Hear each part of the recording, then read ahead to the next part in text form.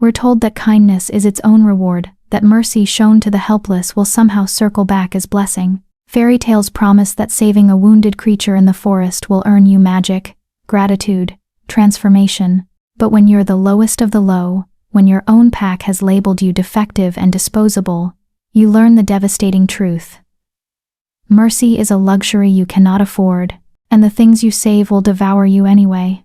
I learned this the night I dragged a dying wolf across my threshold. They call us Omegas. Bottom of the hierarchy. In a world where werewolves rule and shifting is as natural as breathing, I am the anomaly, the glitch in the system.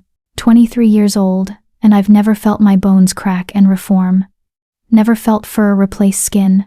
Never known the freedom of 4 legs instead of 2. But that's not the worst of my failures. The worst is written in the pitying glances of the pack healers, in the way my own mother can't meet my eyes anymore, in the medical file that uses words like barren, and infertile, and genetic dead end. In a society built on bloodlines and breeding, I am worthless. A womb that will never quicken. A wolf that will never run. My mate figured it out 3 months after our bonding ceremony. Theron didn't even have the decency to reject me privately. He announced it at the pack gathering, his hand already resting possessively on my sister Vera's shoulder. The bond was a mistake, he'd said, his voice carrying across the suddenly silent crowd. I cannot waste my prime years on a female who cannot give me heirs. The pack alpha, my own father, had nodded slowly. Approving. Practical. Vera had looked at me with something between pity and triumph. I'd packed my things that night and walked into the forest. No one stopped me. No one even said goodbye. That was 8 months ago. Now I live in this forgotten cabin, on the border of our territory, and the unclaimed wild lands. I chop wood. I tend a garden. I read the books that travelers occasionally trade for my medicinal herbs, and I tell myself stories, beautiful lies about girls who become heroes, about monsters who become princes, about belonging somewhere that isn't here. The stories are all I have left. So when I found the wolf bleeding out in the snow 50 yards from my door, I should have walked away, should have let nature take its course, should have protected the one thing I'd managed to salvage from the wreckage of my life, my solitude. Instead, I made a choice that would destroy everything. I saved him. Chapter 1. The Wounded Beast. The wolf was massive, easily twice the size of any pack wolf I'd ever seen. His fur was midnight black, so dark it seemed to absorb the moonlight rather than reflect it. Blood matted his coat, spreading from a wound in his side that looked like claw marks. 4 deep gouges that had torn through muscle down to bone. He was dying. Even I could see that. And I was no healer. His eyes found mine in the darkness, not yellow like wolf eyes should be. Gold. Pure, molten gold that held an intelligence no animal should possess. He didn't growl or snap, didn't try to drag himself away. He just watched me with those impossible eyes, and I saw something in them that made my chest constrict. Recognition, not of me specifically, but of what I was, what we both were, broken things, bleeding out in the cold. This is stupid, I whispered to myself, even as I knelt beside him. This is how people die in cautionary tales. The wolf made a sound, not quite a whimper, but close. His breathing was shallow, labored. Each exhale produced a fine mist in the freezing air. I'd dragged deer carcasses before. This couldn't be much different. It was much, much different. He must have weighed close to 200 pounds, and dead weight was harder to move than I'd anticipated. By the time I'd hauled him across the threshold of my cabin, my muscles were screaming, and sweat had soaked through my thermal layers despite the winter cold. The wolf didn't resist. Didn't help either. He just endured, those gold eyes tracking my every movement. I slammed the door shut and leaned against it, panting. The fire in my hearth had burned down to coals, casting everything in an orange-red glow. The wolf lay on my floor, bleeding onto the rough wooden planks I'd scrubbed clean just this morning. Right, I said to the empty room. To myself. To him. First rule of saving mysterious dying wolves: don't let them bleed out on your floor. I'd learned basic wound care from necessity. When you lived alone in the forest, injuries were inevitable. I had supplies, needle and thread, alcohol, clean cloth, herbs that could fight infection or dull pain. What I didn't have was any idea how to treat a wolf this size without getting my throat torn out. "I'm going to help you," I said clearly, moving slowly into his line of sight. "I need to clean the wound. It's going to hurt. If you're going to bite me, just make it quick. I'd rather not suffer." The wolf blinked once. Slowly, almost like acknowledgement, I gathered my supplies and knelt beside him, my hands trembling only slightly. The wound was worse up close. Whatever had attacked him had been trying to kill him. The gouges were too precise, too deliberately placed. This wasn't a territorial dispute or a hunting accident. This was an execution attempt. I poured alcohol over the wound. The wolf's entire body went rigid. A low, agonized sound rumbled from his chest, not quite a howl, too controlled for that. His eyes squeezed shut, and for a moment I thought he might snap after all. But he stayed still, every muscle locked with effort. "I know," I whispered, surprised by the gentleness in my own voice. "I know it hurts." I worked quickly, cleaning away blood and debris, packing the wound with a poultice made from yarrow and comfrey. The deepest parts would need stitches, but that would have to wait until I was sure he wouldn't bleed out from the initial trauma. My hands moved with practiced efficiency, but my mind wandered to dangerous places. Who was this wolf? Why was he alone? Why had someone tried to kill him? And why did looking into his eyes feel like looking into a mirror? "There," I said finally, sitting back on my heels. "That's all I can do for now. The rest is up to you." The wolf's breathing had steadied slightly. His eyes opened again, fixing on me with that unnerving intensity. "You're welcome," I added, suddenly self-conscious. I don't get many guests, obviously, so forgive me if my bedside manner is lacking." I stood and moved to stoke the fire, adding logs until the flames leaped high and bright. The cabin warmed quickly. It was a small space, one room with my bed in the corner, a table with 2 chairs I'd built myself, shelves lined with books and dried herbs. Simple, solitary, safe. Or it had been, until tonight. I pulled a blanket from my bed and spread it over the wolf, careful not to disturb the wound. He watched every movement, never looking away. "I'm going to sleep now," I announced, suddenly exhausted. "You should too. Healing requires rest." I climbed into my bed fully clothed, too tired and too wary to undress.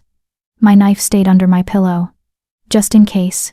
The last thing I saw before sleep claimed me was those gold eyes, still watching, still aware, still impossibly, devastatingly intelligent. I woke to silence. Not the normal forest silence I'd grown accustomed to, the whisper of wind through pines, the distant call of night birds, the creak of settling wood. This was different, heavier, the silence of held breath, the silence of being watched. Dawn light filtered through my single window, pale and gray. The fire had burned down to nothing, and my floor, where a dying wolf had lain just hours before, was empty. No blood, no blanket, no evidence that any of it had happened at all. Except, I sat up slowly, my heart beginning to pound, except for the man standing in the corner of my cabin. He was tall, impossibly tall, with shoulders that seemed too broad for the small space. He wore black traveling clothes that looked expensive, tailored leather and fine wool that marked him as someone important, someone who didn't belong in places like this. His hair was black as midnight, falling just past his shoulders. His face was all sharp angles and harsh beauty, the kind of face that belonged on ancient statues, carved from marble by artists, trying to capture something divine and terrible. But it was his eyes that stopped my breath. Gold, molten gold, the exact same shade as the wolf's. "You," I breathed. He inclined his head slightly, a gesture that was somehow both polite and mocking. When he spoke, his voice was deep and rough, like he hadn't used it in a long time. "You saved my life, Omega." It wasn't a question, wasn't even really a statement of gratitude. It was an observation, delivered with the cool detachment of someone cataloging facts. I should have been terrified, should have been scrambling for my knife, screaming, running. But instead, I found myself fascinated by the wrongness of him. The way he stood too still, like he'd forgotten how humans moved. The way his eyes tracked my every breath, predatory and precise. Who are you? I managed. His mouth curved into something that might have been a smile if it had contained any warmth at all. I, he said softly, am the Alpha King. And you, little Omega, have just made a very dangerous mistake. Chapter 2. The Transaction. The Alpha King. The words hung in the air like a death sentence. Everyone knew about the Alpha King. He ruled the 5 territories from a castle in the north, a fortress built into the mountains that no one entered without invitation. He was a legend. A nightmare. The wolf who'd united the packs through a combination of strategic brilliance and ruthless violence. They said he'd killed his own father to take the throne. They said he could shift faster than thought, that his wolf form was unstoppable in battle. They said he had no mate, no heir, no weakness. And he was standing in my cabin, looking at me like I was a problem he hadn't decided how to solve yet. You're not going to scream? He asked, tilting his head slightly. The gesture was distinctly wolf-like, curious, predatory. Would it help? My voice came out steadier than I expected. No. Then I'll save my energy. Something flickered in those gold eyes. Amusement, maybe. Or approval. It vanished too quickly to be sure. He moved then, not toward me, but to the window. He stood there looking out at the forest, his back to me. It should have been a vulnerable position. Instead, it felt like a test. Like he was daring me to try something. I stayed exactly where I was. Your wound, I said finally. You should be resting. That kind of damage is already healing. He turned back to face me. We heal faster than you do, Omega. One of many advantages of being able to shift. The casual cruelty of that statement landed like a slap. He knew what I was. What I couldn't do. Why are you here? I asked, lifting my chin. If he was going to mock me, I wouldn't give him the satisfaction of seeing me flinch. You saved my life, he repeated. That creates a debt. I don't want anything from you. No? He moved closer, each step deliberate. You don't want your shifting ability restored? Your fertility healed? Your mate bond with that pathetic beta severed properly? I felt the blood drain from my face. How do you? I know everything about my territories, little Omega, including which packs are weak enough to cast out their own daughters. He stopped a few feet away, close enough that I could smell him now, pine and snow and something darker, like smoke from a funeral pyre. Your father is Alpha of the Eastern Border Pack, small, struggling. He offered your sister to a stronger Pax Beta to secure an alliance. When that Beta chose you instead, your father was disappointed. Stop. And when you proved to be barren. Stop. The word came out louder than I intended. My hands were shaking. I don't need you to recite my failures. I'm aware of them. Silence fell between us, heavy and sharp. Then, unexpectedly, he smiled. Really smiled this time, not that cold curve from before. It transformed his face, made him look younger, almost human. Good, he said softly.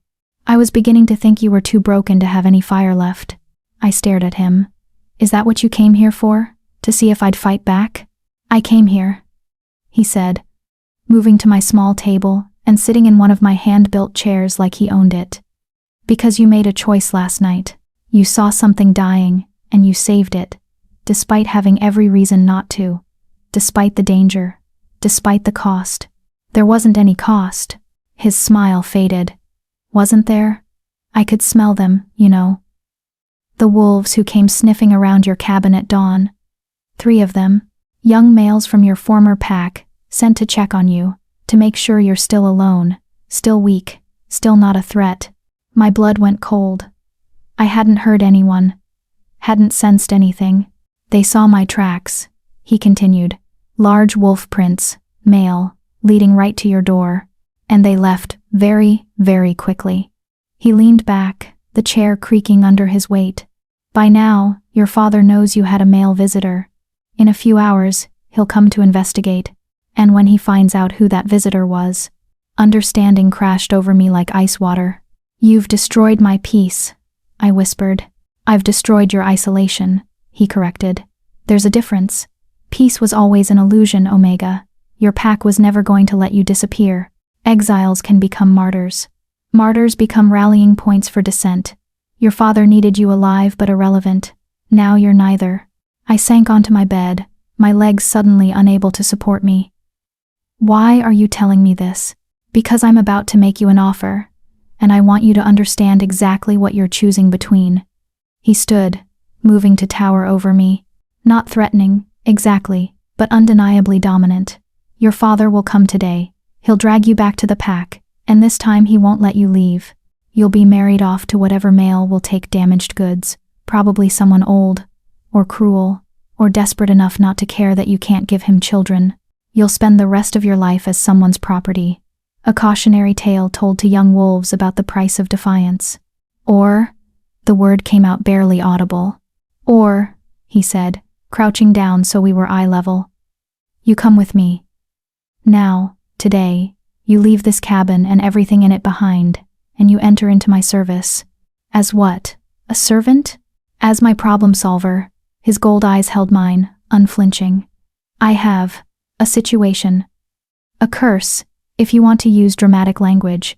I need someone intelligent, someone observant. Someone who can see beyond surface appearances because they've been forced to live beneath them. What kind of curse? The kind I can't explain until you agree to come. He stood abruptly, moving back toward the window. Your father will be here in less than an hour. I can smell his wolves already mobilizing. So the see they quickly, Omega. A lifetime of serving someone who sees you as worthless, or a year of serving someone who sees you as useful. Either way, you're not staying here. The casual dismissal of my entire life should have enraged me. Instead, I found myself thinking about the wolf from last night, the way he'd looked at me with those gold eyes, recognizing something in me that mirrored his own brokenness. If I come with you, I said slowly, what happens after a year? If you solve my problem, I give you whatever you want. Land, money, a new identity in a different territory. Freedom, truly this time. He glanced back at me. If you fail, well, at least you'll have had a year away from here. And if I refuse? Then I leave now, and you face your father alone. I won't interfere, won't protect you, won't acknowledge that we ever met. His expression was unreadable. You saved my life, Omega, but I didn't ask you to. The debt is yours to claim or forfeit. Outside, I heard them. Footsteps crunching through snow. Multiple sets.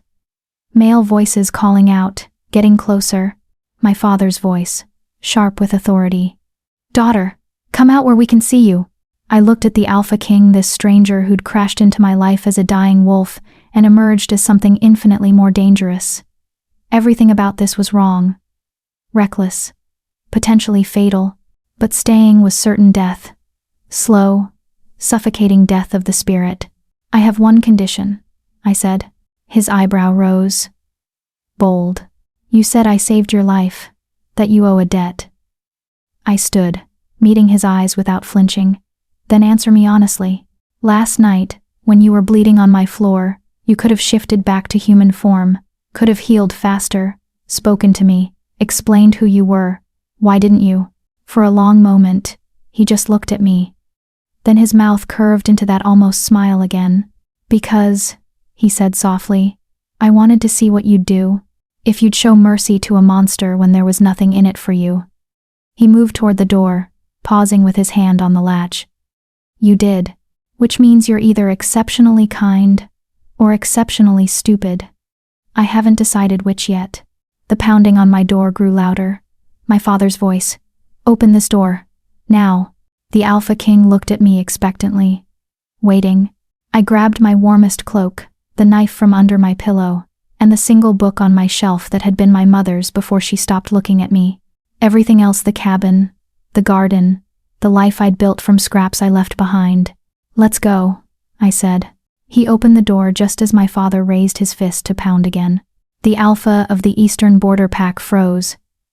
Behind him, 5 of his strongest wolves went absolutely still, their eyes wide with shock and fear. Alpha Marcus, the king said pleasantly. How good of you to see me off. I'll be borrowing your daughter. Indefinitely. My father's face went from red to white. Your Majesty, There must be some mistake. No mistake. She saved my life. Therefore, she's mine now. I'm sure you understand." The king's voice was light, almost friendly. But there was steel underneath. "Unless you'd like to challenge my claim?" No one moved. No one breathed. The king smiled, then sharp and cold, and absolutely final. "Excellent. Come, Omega. We have a long journey ahead." He shifted in an instant. One moment, a man. The next, that massive black wolf from last night, completely healed and terrifyingly powerful. He looked back at me expectantly. I'd never ridden a wolf before, had never even been offered the chance. But I climbed onto his back, gripping the thick fur at his shoulders, and felt his muscles bunch beneath me. The last thing I saw before we disappeared into the forest was my father's face, pale with fear, but also twisted with relief. He'd wanted me gone. Now I was. Just not in the way any of us had expected. Chapter 3. The Castle of Contradictions. The journey took 3 days. The Alpha King, I still didn't know his actual name, and he hadn't offered it, moved through the forest like shadow given form. We traveled mostly at night, stopping only when exhaustion forced me to sleep.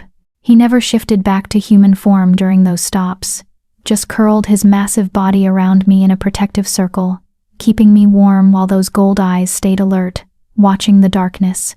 I should have been terrified. Should have spent every moment planning escape. Instead, I found myself studying him. The way he moved with fluid grace that made other wolves look clumsy. The way he'd pause sometimes, ears swiveling to catch sounds I couldn't hear. The way he'd slow his pace when I needed rest but would never actually stop unless I asked. He was considerate, careful, nothing like the monster from the stories, which somehow made him more frightening, not less. On the 3rd night, we crested a ridge, and I saw it, the castle. It rose from the mountainside, like it had grown there, all dark stone, and sharp towers that pierced the low clouds.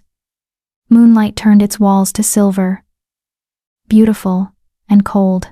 Torches blazed along the ramparts, revealing guards posted at regular intervals. "It's magnificent," I whispered. The king made a sound almost like a scoff. Then he started down the mountain path toward the main gates. The guards saw us coming and immediately dropped to one knee, fists over hearts. The massive iron gates swung open without anyone touching them. Magic. Then, old magic, woven into the very stones. We crossed through a courtyard, where more guards and servants knelt as we passed. All of them kept their eyes lowered.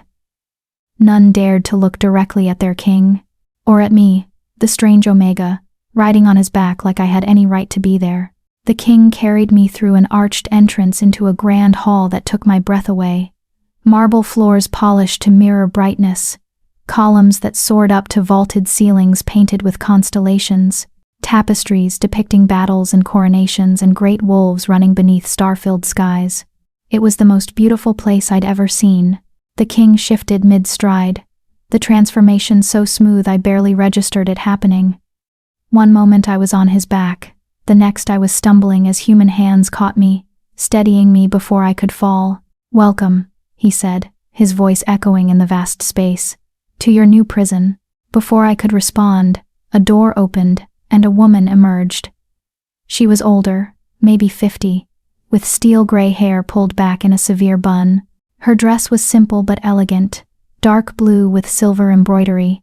She moved with the efficiency of someone who'd spent a lifetime managing chaos. "Your Majesty."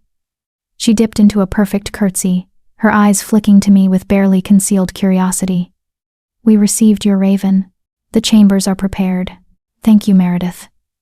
The king released me, stepping back. "This is... Actually, I never asked your name." Heat flooded my cheeks. 3 days together and we hadn't even exchanged names. "Isla," I said quietly. "My name is Isla." "Isla." He tested it, nodding once. "Meredith is my head housekeeper. She'll show you to your rooms and provide anything you need. Rest tonight. Tomorrow, we talk." He turned to leave, then paused. "Oh, and Isla? Don't try to leave. The castle is warded. You'd be dead before you reach the tree line." Then he was gone, disappearing through a doorway that led deeper into the castle. Meredith watched him go with an expression I couldn't read. Then she turned to me, and her severe face softened slightly. "Come, child. You look exhausted." 1. My rooms were nothing like I'd expected. I'd prepared myself for a cell, a servant's quarters at best. Instead, Meredith led me up a spiraling staircase to the 3rd floor, and opened a door onto a suite that was larger than my entire cabin. The main room had a sitting area with plush chairs arranged before a fireplace that was already crackling with warmth. Bookshelves lined one wall empty, but waiting. A door led to a bedroom with a massive bed piled high with furs and blankets. Another door revealed a bathing room with a copper tub large enough to swim in. "This is a mistake," I said. "I'm just an Omega. I don't need." "You're the king's guest," Meredith interrupted firmly. "And in this castle, the king's word is law." She moved to a wardrobe and opened it, revealing dresses in rich fabrics, wool and velvet and silk in deep jewel tones. "These should fit well enough until we can have some made specifically for you." I touched one of the dresses, emerald green with delicate embroidery along the sleeves. It was the most beautiful thing I'd ever owned. "I don't understand," I whispered. "Why would he?" "Because you saved his life." Meredith's voice was gentle now. "And because he needs you. More than you know." She moved to the door, then paused. "A word of advice, Isla. The king seems harsh, but he's fair. Serve him honestly, and you'll find he's the best master you could hope for." Her expression darkened. "But don't mistake his courtesy for weakness, and never, ever try to manipulate him. He's been betrayed too many times to tolerate it again." Then she was gone, leaving me alone in these impossible rooms with questions multiplying in my mind. I should have been exhausted, should have collapsed into that massive bed and slept for days. Instead, I found myself drawn to the windows. They overlooked the courtyard and beyond it, the forest stretching dark and endless toward mountains I couldn't see. The moon was full tonight, painting everything in silver and shadow. I pressed my palm against the cold glass and wondered what I'd gotten myself into. I didn't sleep. How could I? Everything about this was wrong.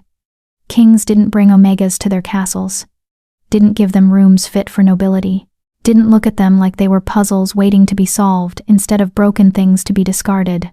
As dawn broke, I gave up on rest and bathed instead. The hot water was a luxury I hadn't known I'd missed, and there were soaps that smelled like lavender and mint. I scrubbed away 3 days of travel, dressed in the simplest dress I could find, a deep gray wool that was still finer than anything I'd owned before, and waited. The knock came just as the sun cleared the mountains. "Enter," I called, expecting Meredith. Instead, the king stepped through my door. He'd changed clothes, black pants, and a loose white shirt that made him look less like a monarch and more like a man. His hair was still damp from his own bath, curling slightly at the ends. He looked younger in the morning light, tired, almost vulnerable. "Walk with me," he said. Not a question. Never a question with him. I followed him down corridors I'd never navigate on my own, past guards who snapped to attention as we passed. We descended stairs that spiraled down, down, down, into the depths of the castle, until the air grew cold and the torches on the walls burned with blue-tinted flames. Magic. Strong magic, humming in the stones themselves. Finally, we stopped before a door. It was different from the others, made of black wood bound with silver, covered in runes that hurt to look at directly. "What you're about to see," the king said quietly, "cannot be shared with anyone. Ever. Do you understand?" "Yes." He studied my face, searching for something. Then he opened the door. The room beyond was circular, carved from solid rock. More runes covered every surface, walls, floor, ceiling. In the center stood a mirror, not a normal mirror, but something ancient and wrong, its surface swirling with colors that didn't exist in nature. And reflected in that mirror, I gasped. There were 3 figures in the reflection, all standing where the king stood. The first was the man beside me, tall, beautiful, powerful. The second was the wolf I'd saved, massive, black-furred, magnificent. The third was a monster. It stood on 2 legs like a man, but that's where the resemblance ended. Its body was covered in black scales that gleamed like oil. Its hands ended in claws as long as daggers. Its face was elongated, almost dragon-like, with eyes that glowed the same molten gold as the others. All 3 figures moved when the king moved. All 3 were him. "I am cursed," the king said, his voice echoing strangely in the circular room, "to exist as 3 beings instead of 1. Man, wolf, beast." He gestured to the monstrous reflection. "That is what lives inside me. What I become when the moon is dark. What I have to lock myself away to prevent from destroying everything I've built." I couldn't look away from the monster. It was terrifying, yes, but also sad. The way it held itself. The expression in those gold eyes, it looked as lonely as I felt. "The curse was cast by my father before I killed him," the king continued. "He wanted to ensure I'd never be whole, never be worthy of the throne. And he succeeded. I rule by day as a man, hunt by night as a wolf, but 3 nights each month I become that. Mindless, violent, barely contained by the wards in this room." He turned to face me fully. "I've consulted every witch, every mage, every ancient text in 5 territories. The curse can only be broken one way. Someone must love all 3 forms equally, must see the man, the wolf, and the beast as one being worthy of devotion." Understanding crashed over me. "You want me to—" "No," he cut me off sharply. "I don't want anything from you, but I need you to observe, to study, to tell me if it's even possible for someone to love a monster." His jaw tightened. "I have 3 more years, before the curse becomes permanent, before the beast takes over completely, and I lose myself forever. I need to know if I should keep searching for a solution, or if I should just let it happen." "Come all." I looked at the 3 reflections again. Man, wolf, beast. All of them watching me with those same gold eyes. "You're asking me to decide if you're worthy of love," I said slowly. "I'm asking you to tell me the truth." He stepped closer to the mirror, his reflections moving with him. "Everyone else tells me what I want to hear. They fear me too much, to be honest. But you?" He glanced back at me. "You have nothing to lose. No mate, no pack, no future to protect. You can afford to be honest." The casual cruelty of that statement should have hurt. Instead, I felt something unexpected. Understanding. He wasn't trying to wound me. He was simply stating facts, and he was right. I had nothing left to lose. "What do you need me to do?" I asked. "Spend time with all 3 forms. Get to know each one. Ask questions. Observe." He moved away from the mirror, the door opening at his approach. "And in 1 year, tell me what you've learned. Tell me if the curse can be broken, or if I should stop fighting it." We climbed back up in silence. My mind was racing, trying to process everything I'd seen. When we reached my chambers, he paused. "You're free to move throughout the castle. The library is on the 2nd floor. I think you'll like it. Take meals in your rooms or the main hall, whatever you prefer. The only places forbidden to you are the North Tower and the room you just saw." "Why are you being so kind to me?" The question escaped before I could stop it. He tilted his head, studying me. "Because you saved my life when you had no reason to. Because you see broken things and try to fix them instead of walking away." His expression softened slightly. "And because I think you understand what it's like to be treated as less than you are, to be judged for circumstances beyond your control." Then he was gone, leaving me alone with impossible questions and a task that felt more like a riddle than a mission. How do you measure love? How do you determine if a monster is worthy of devotion? And how do you stay objective when you're starting to suspect the most monstrous thing in this castle might be the loneliness that haunts its king? Subscribe if you've ever felt like Isla, broken, cast aside, but still hoping someone might see your worth. Because stories like this remind us that being damaged doesn't make us unlovable. Hit that notification bell so you never miss a chapter of their journey. Chapter 4. The Library and the Wolf. I spent the first 3 days exploring the castle like a ghost, haunting rooms I had no right to occupy. The place was massive, far larger than it appeared from outside. Corridors branched into more corridors. Staircases led to towers and dungeons. And every corner held something beautiful or strange or both. Tapestries that seemed to move when I wasn't looking directly at them. suits of armor that tracked my passage with empty helmets, gardens enclosed in glass where flowers bloomed despite the winter cold outside. But it was the library that captured me completely. Meredith hadn't lied, it was on the second floor, behind double doors carved with images of wolves running through forests of stars. When I pushed them open, I actually gasped. The room was 3 stories tall, with shelves climbing toward a domed ceiling painted to look like the night sky. Ladders on rails allowed access to higher levels, and there were reading nooks tucked into alcoves, each with cushioned seats and perfect lighting from enchanted globes that needed no fire or oil. There were thousands of books, tens of thousands maybe. More books than I'd known existed in the entire world. I stood in the doorway, overwhelmed by the sheer impossible abundance of it. "Do you read, Omega?" I spun around to find the king standing behind me. He moved silently for such a large man. Predator's grace, even in human form. "Yes," I said, then caught myself. "I mean, when I can." I had a few books. In my cabin. Had? I left them. The admission hurt more than I expected. I only brought one. My mother's. Something flickered across his face too quick to name. Which one? A collection of fairy tales. Old ones, from before the territories were established. Stories about humans and wolves living separately. Ah. He moved past me into the library, his fingers trailing along the spines of books as he walked. Myths and legends. I have an entire section devoted to them. 3rd floor, eastern wall. He glanced back at me. "You're welcome to read anything you like. Stay as long as you want. This room is open to you." "Why?" The question came out sharper than I intended. Why give me all of this? The rooms, the clothes, the library. I'm supposed to be observing you, not living like nobility. He was quiet for a long moment, still facing away from me. When he spoke, his voice was careful, measured. "When I was young, my father kept me locked in the dungeons, days at a time, sometimes weeks. He said it would teach me strength, discipline, how to endure." His hand pressed flat against the bookshelf.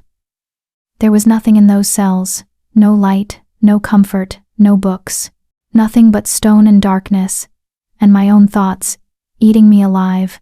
I felt something twist in my chest. "I'm sorry. Don't be. It did teach me something."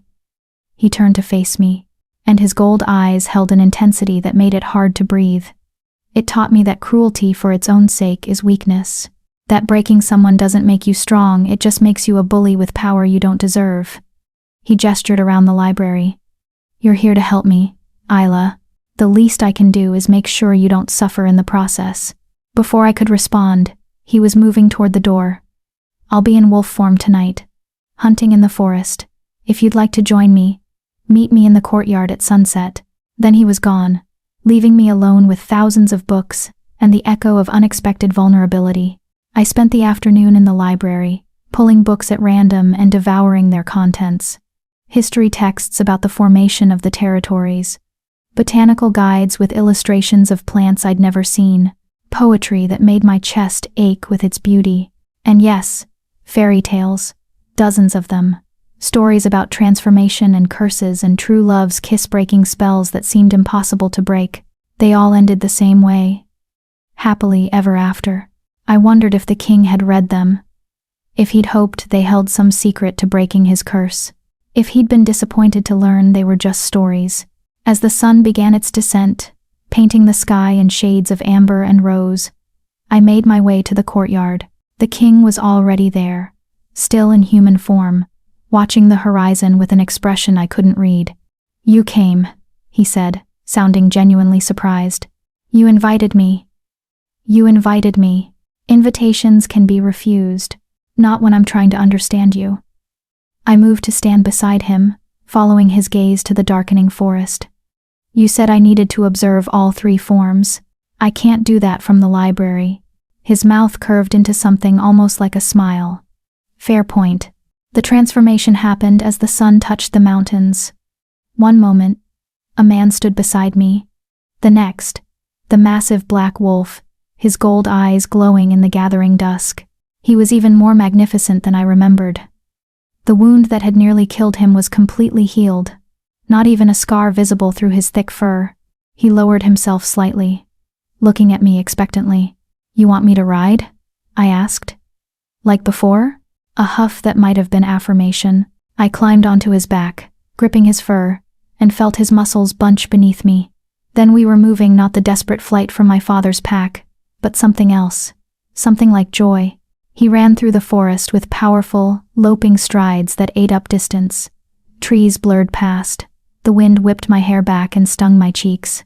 I should have been terrified, clinging on for dear life. Instead, I laughed. I couldn't help it.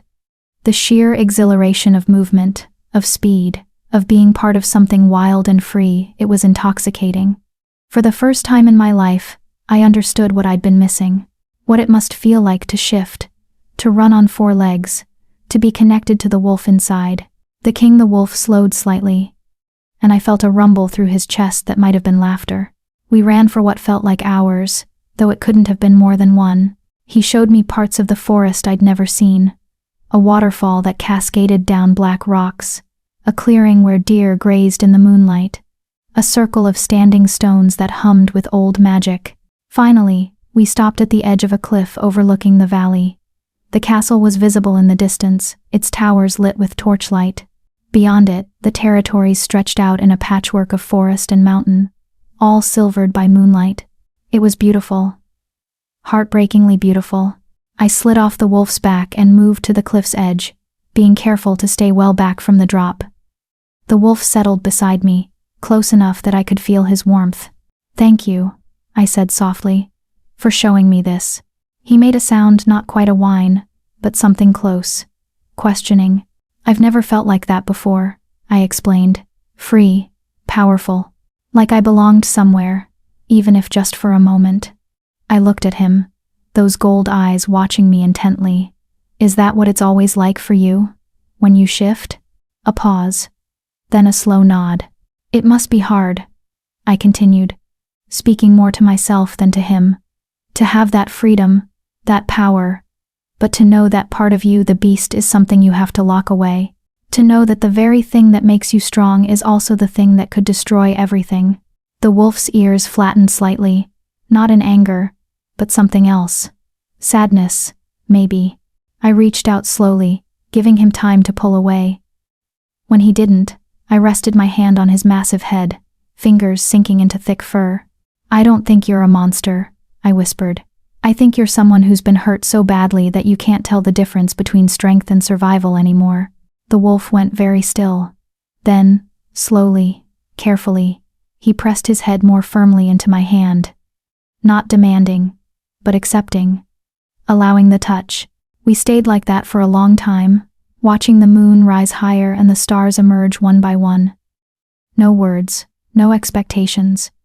Just quiet companionship. For the first time since being cast out of my pack, I didn't feel alone. The next 2 weeks fell into a pattern. Mornings, I spent in the library, reading everything I could find about curses and transformation magic. Most of it was theoretical ancient texts written by scholars who'd never actually encountered such things. But there were common threads. Curses required specific conditions to break, usually involving genuine emotion or sacrifice. True love was mentioned frequently, but always in vague, unhelpful ways. Afternoons, the king would find me. Sometimes in the library, sometimes in the gardens, occasionally in my chambers. We'd talk about books, about the territories, about nothing in particular. He was surprisingly easy to talk to when he wasn't trying to be intimidating, sharp-witted and well-read, with a dry sense of humor that caught me off guard. I learned that he'd taken the throne at 19, after killing his father in single combat, when the old king's cruelty had finally pushed the Pax to the brink of civil war, that he'd spent 5 years stabilizing the territories through a combination of strategic alliances and carefully applied force, that he was 27 now, which meant he'd been cursed for 8 years, that he was tired, so desperately tired of fighting. Evenings, he'd shift, and we'd run through the forest together.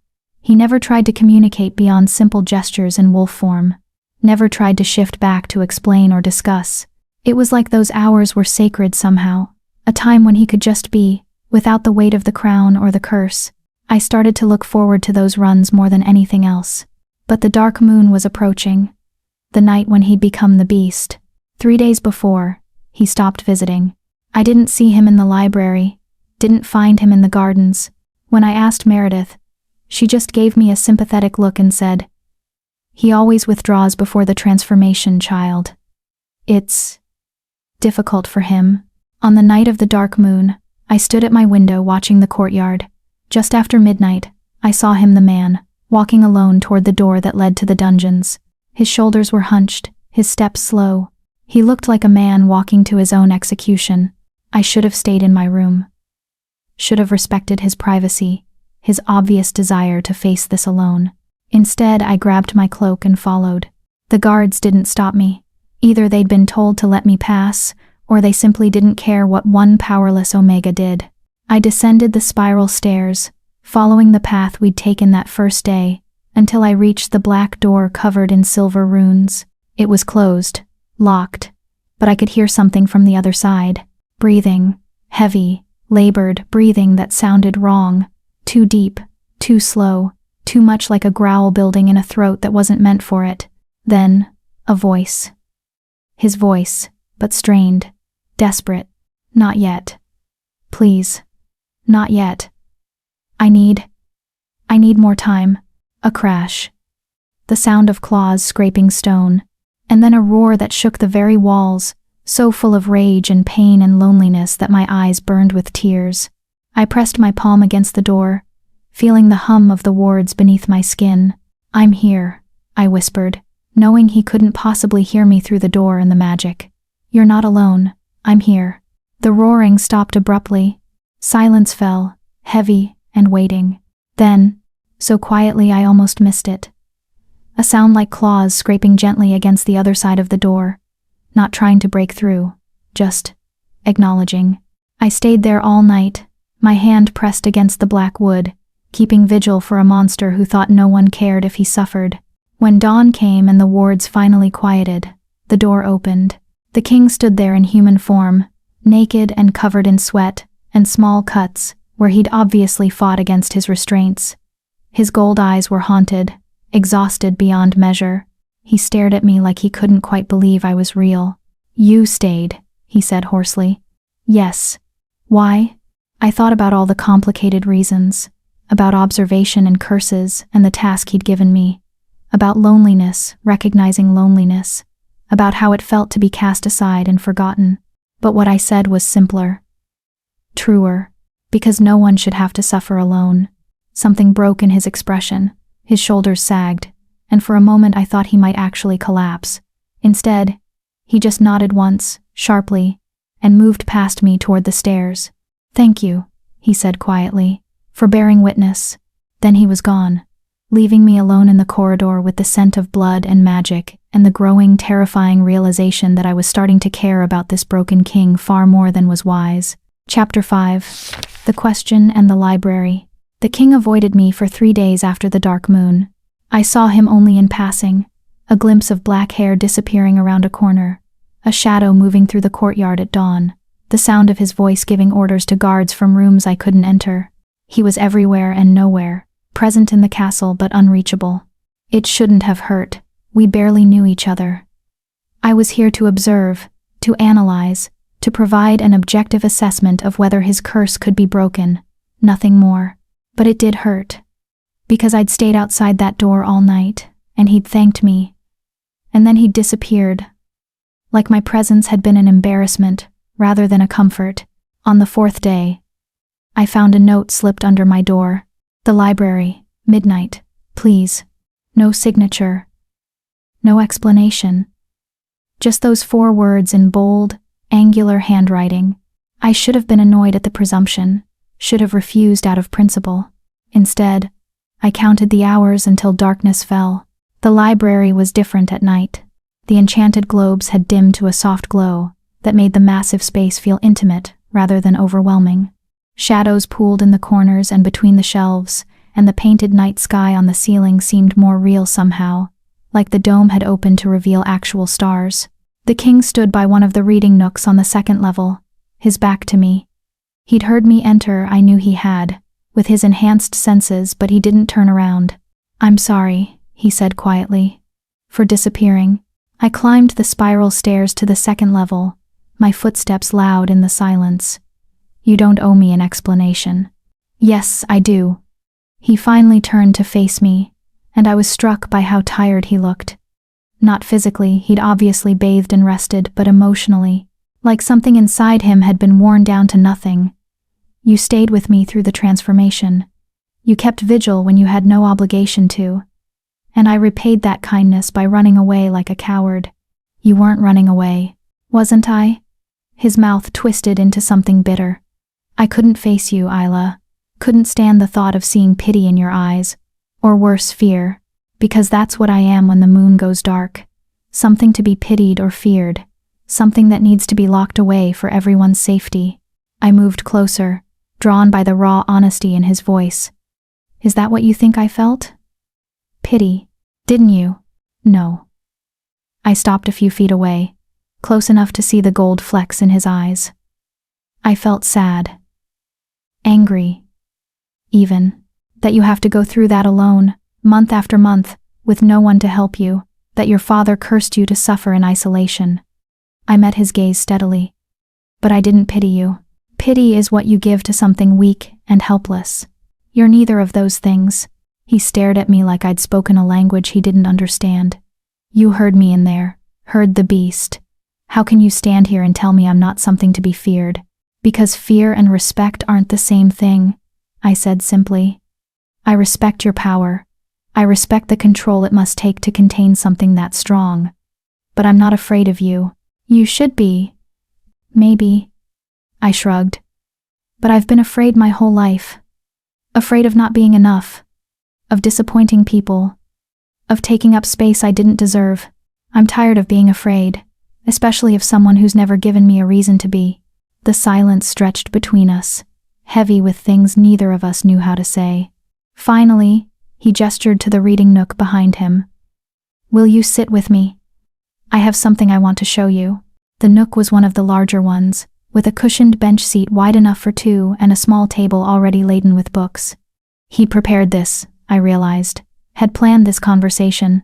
I sat, tucking my legs under me, and watched as he settled across from me. Not touching, but close enough that I could feel the warmth radiating from him. "I've been researching," he said, pulling one of the books toward him. "Every text I can find about curses like mine, and I found something interesting." He opened the book to a marked page, turning it so I could see. "This is a record from 300 years ago. A wolf who was cursed to become something monstrous during the dark moon. Sound familiar?" I leaned forward, scanning the old text.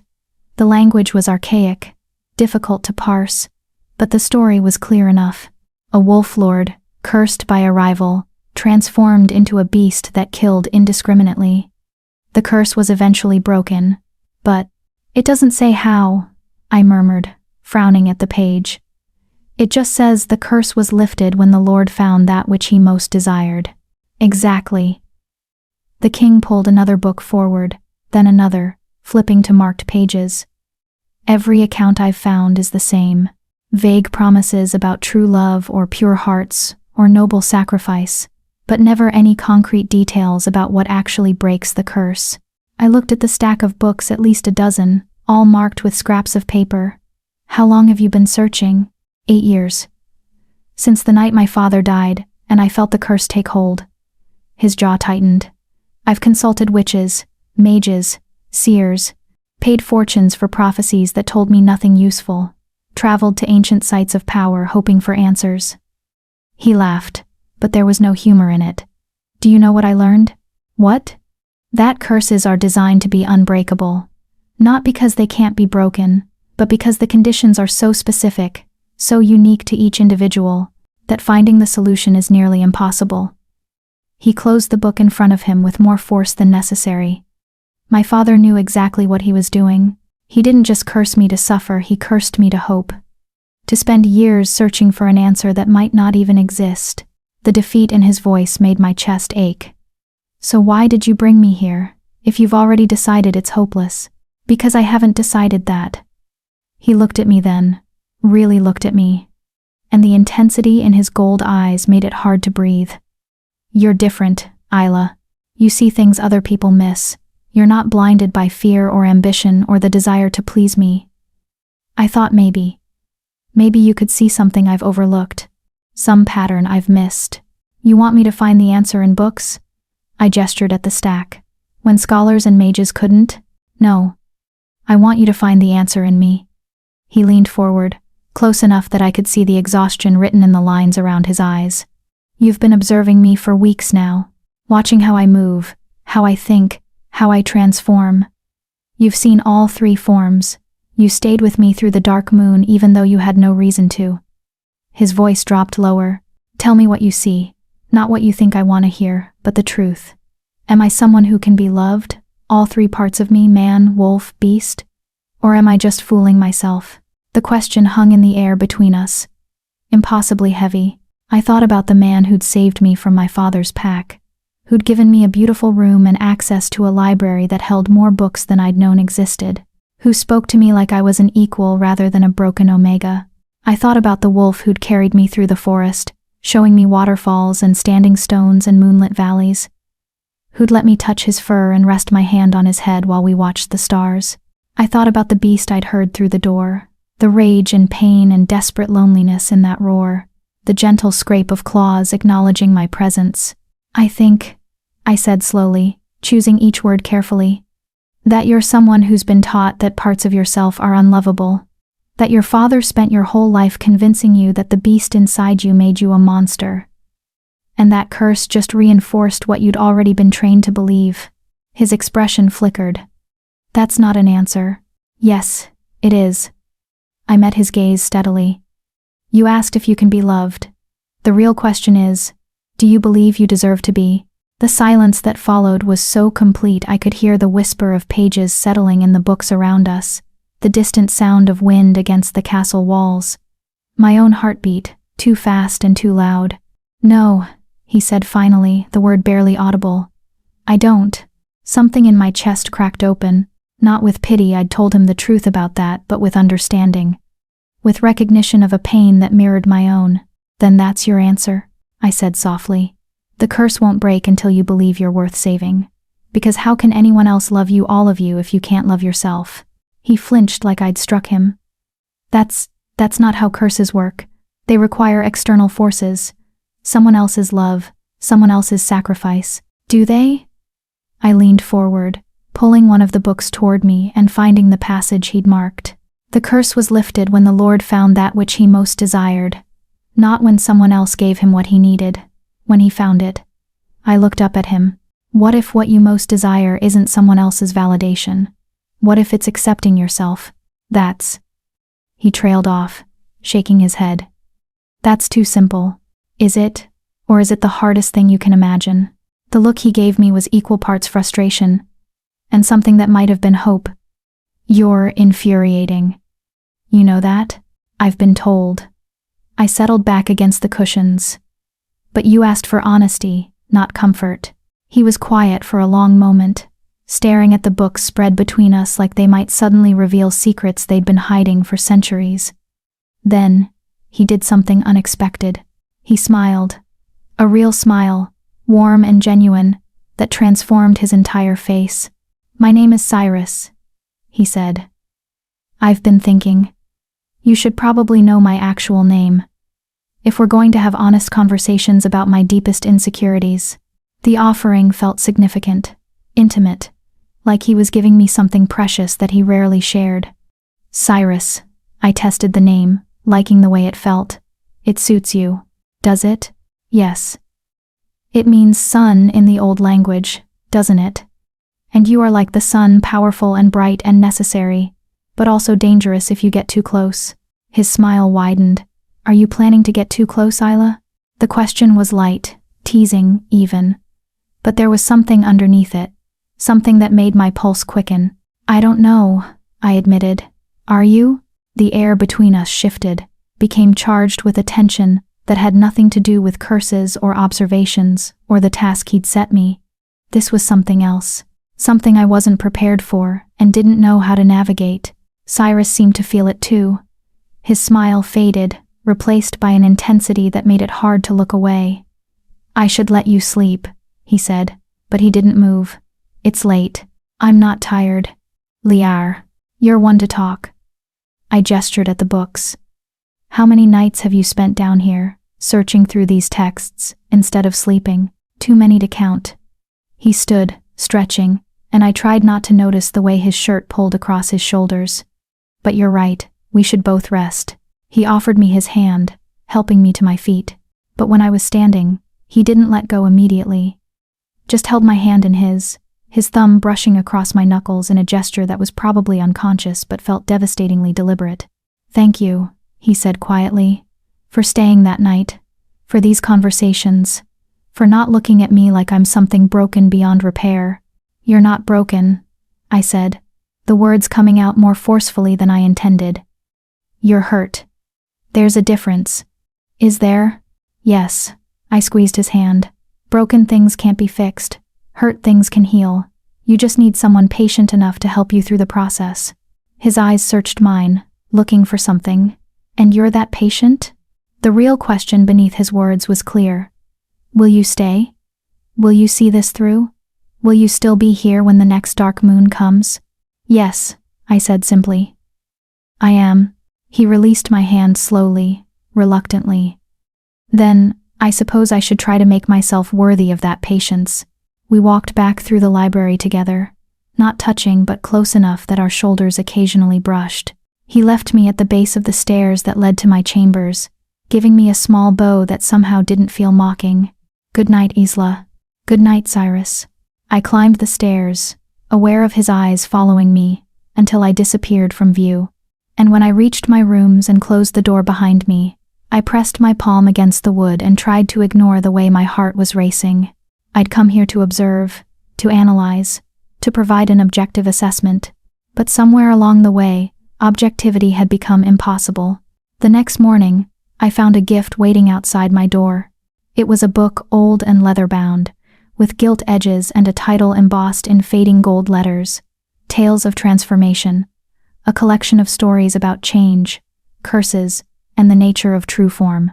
Inside the front cover, in that same bold, angular handwriting from the note, asterisk for the girl who sees beyond surfaces. "May you find in these pages what I could not." 2000 of. See, I carried the book to my reading chair and opened it to the first story.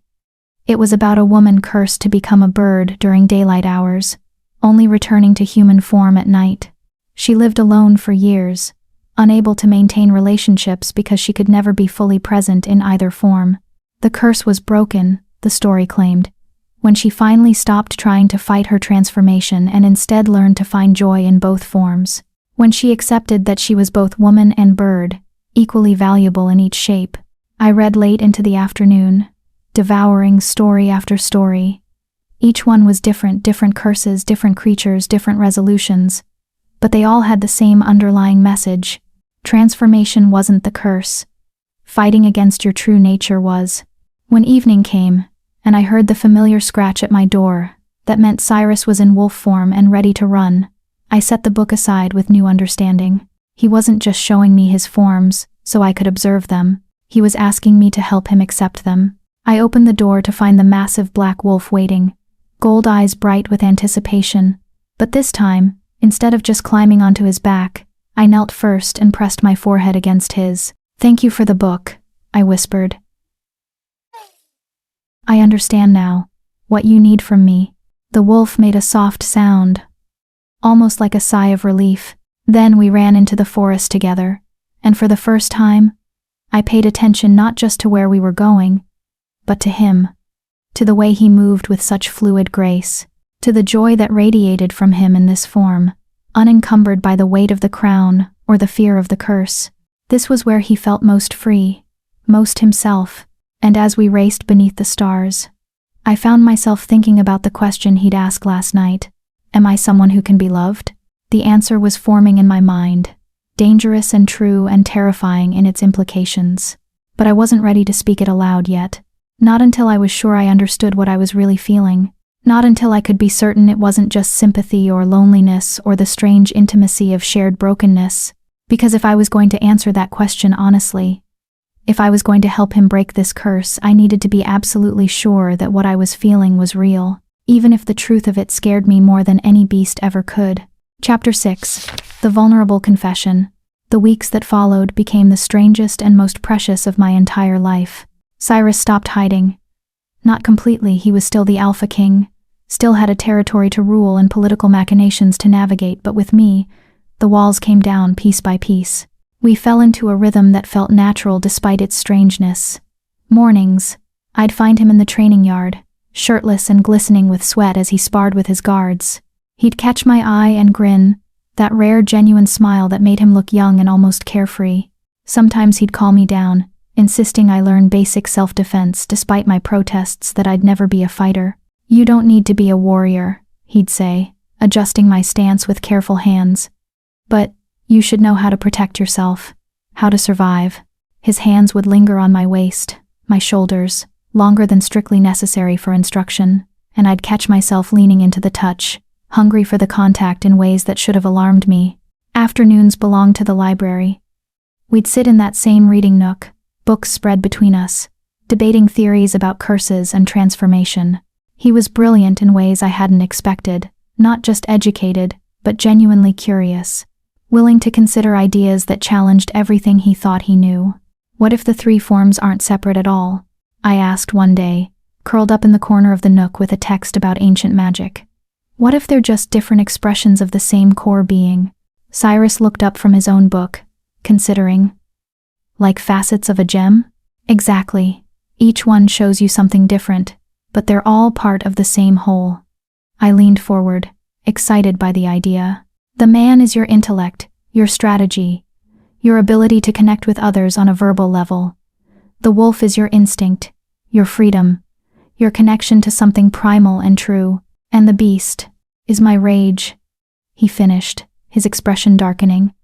"My violence, everything destructive about me. Or," I countered gently, "it's your raw power, your refusal to be controlled, your ability to protect what matters at any cost."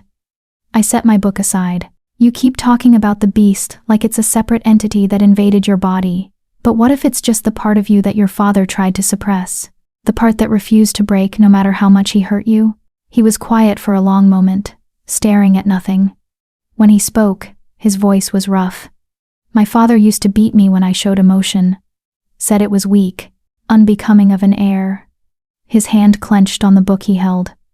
"The first time I became the beast, I destroyed half the dungeon, tore through stone and steel like they were paper, and all I could think was how happy he'd be that he was right. I was a monster after all." "You're not a monster, Cyrus. You haven't seen me like that, not really." He finally met my eyes. "You heard me through the door, but you didn't see what I become. The claws, the scales, the complete loss of control. Do you hurt anyone when you're like that?" "What?" "In beast form," I pressed. "Do you attack people? Try to break free and kill?" "No, but only because of the wards, or because even in that form, you're still you. Still in control, even when it doesn't feel like it." I moved closer, drawn by the pain in his eyes. "You said you've been cursed for 8 years. In that time, have you ever actually harmed anyone during the transformation?" "No," he admitted reluctantly. "But I could. That's what makes it dangerous. We're all dangerous, Cyrus. You could kill me right now in human form if you wanted to. In wolf form, you could tear out my throat before I could scream. But you don't. Because the form doesn't determine the person determines how the form is used." He stared at me like I'd just rewritten something fundamental in his understanding of the world. "How do you do that?" "Do what?" "Take something I've believed for years and just dismantle it. Make it sound simple when it's not." "Maybe it is simple," I said softly. "Maybe we just make it complicated, because simple truths are harder to accept than complex lies." He reached out then, slowly, giving me time to pull away. When I didn't, his hand cupped my cheek, thumb brushing across my cheekbone in a touch so gentle it made my breath catch. "You're remarkable," he murmured. "You know that?" My heart was pounding so hard I was sure he could hear it, I'm just an omega who reads too much. No. His gold eyes held mine, intense and searching. You're someone who sees the truth beneath the surface. Who looks at a dying wolf and sees something worth saving. Who looks at a cursed king and sees a person instead of a problem. The air between us felt charged, electric. I was acutely aware of how close we were, of the warmth of his palm against my skin, of the way his gaze kept dropping to my lips before dragging back up to my eyes. "Cyrus," I whispered, not even sure what I was asking for. He leaned closer, close enough that I could feel his breath on my face. "Tell me to stop." I should have. This was dangerous territory. I was here to observe, to analyze, to remain objective. Getting involved like this would compromise everything, but I didn't want to stop. Didn't want him to pull away. Wanted, desperately, to close the distance between us and find out if his lips were as soft as they looked. A knock at the library door shattered the moment like glass. Cyrus pulled back immediately, his expression shuddering. "Enter." Meredith appeared, her face apologetic. "Forgive the interruption, Your Majesty, but Ambassador Rourke has arrived. He says it's urgent." Cyrus stood, running a hand through his hair in frustration. "Of course it is." He looked back at me, something like regret flickering in his eyes. "I have to." "I know, go." He hesitated, like he wanted to say something more. Then he just nodded and left, leaving me alone with racing thoughts and a heart that wouldn't slow down. That evening, Cyrus didn't come for our usual run. I waited in the courtyard as the sun set, telling myself it was fine. He was busy. He had responsibilities that didn't revolve around me, but disappointment still sat heavy in my chest. I was turning to go back inside when I heard a howl from the forest. Not close, but not far either. The sound was haunting, full of loneliness that made my heart ache. I knew that voice, that howl. Without thinking, I ran. The guards called after me, but I ignored them. I knew the path now, had run it enough times to navigate even in the growing darkness. My lungs burned and my legs ached, but I didn't stop until I reached the cliff where we'd sat that first night. The black wolf stood at the edge, silhouetted against the darkening sky. His head was tilted back, and as I watched, he howled again, a sound so full of pain and yearning that tears sprang to my eyes. "Cyrus," I called softly. He spun, ears flattening when he saw me. Then he shifted, so fast I barely saw it happen, and suddenly the man stood there instead. Still shirtless from the transformation, breathing hard. "You shouldn't be out here alone," he said roughly. "It's not safe. Neither should you." I moved closer, not caring about propriety or the fact that he was half naked. "What happened?" "Nothing. I'm fine." "You're a terrible liar." I stopped a few feet away. "Talk to me, please." For a moment, I thought he'd refuse. Thought he'd shift back to wolf form and run away from this conversation. Like he'd been running from everything real and vulnerable. Instead, he sank down to sit on the cold ground, his elbows on his knees, head bowed. I sat beside him, close enough that our shoulders touched. "The ambassador brought news from the Southern Territory," he said finally, his voice flat. "Alpha Garrett is hosting a gathering in 2 weeks, a celebration of the spring equinox." He laughed bitterly. "But, really, it's a marriage market. Every unmated alpha and beta from all 5 territories will be there, along with eligible females from prominent families." Understanding dawned, cold and heavy. "He expects you to attend. He more than expects it. He's made it clear that my continued absence from such events is causing concern. Questions about my ability to produce an heir. Speculation about whether the crown is secure." His hands clenched into fists. "I'm expected to choose a mate, Isla. Someone appropriate, someone whole, someone who can give me the heirs the kingdom demands." The words landed like blows, each one a reminder of what I wasn't, what I could never be. "You should go," I managed, surprised by how steady my voice sounded. "You need a mate. An heir. That's not something you can avoid forever." "I don't want." He cut himself off, shaking his head. "It doesn't matter what I want." "Yes, it does." "Does it?" He finally looked at me, and the anguish in his eyes stole my breath. "I'm the king, Isla. My wants are secondary to the needs of the kingdom. And the kingdom needs stability, continuity, a clear line of succession. Things you can't have with someone cursed to become a beast 3 nights a month. Things I can't have with anyone until this curse is broken. He turned away, staring out at the darkening forest. And maybe not even then. Because even if I break the curse, even if I find someone willing to accept all 3 forms, there's still the question of whether I'm capable of being what a mate needs, whether I can be gentle enough, patient enough, human enough to maintain that kind of bond. The doubt in his voice cracked something open in my chest. This wasn't just about the curse. This was deeper, a fundamental belief that he was unworthy of love in any form. "Can I tell you something?" I asked quietly. "Always. When Theron rejected me, when he announced to the entire pack that I was worthless because I couldn't give him children, I thought my life was over. Not metaphorically, actually over. Because in our world, a female's value is measured in her ability to breed, to continue bloodlines, to strengthen packs through strategic reproduction." I pulled my knees to my chest, staring at the same darkening forest. I believed him when he said I was defective, broken beyond repair, a waste of space and resources. Cyrus made a sound of protest, but I continued. "And then I met you. This powerful, brilliant, complicated man who looked at me like I was worth listening to, who gave me books and freedom and actual choices about how to spend my time, who never once made me feel like my value was tied to my ability to have children." I turned to look at him. "You taught me that I was more than my broken parts, more than what I couldn't do." His eyes searched mine, intense and desperate. "Isla, so let me return the favor." I reached out, taking his hand in both of mine. "You are not your curse, Cyrus. You're not the beast, or the wolf, or even the king.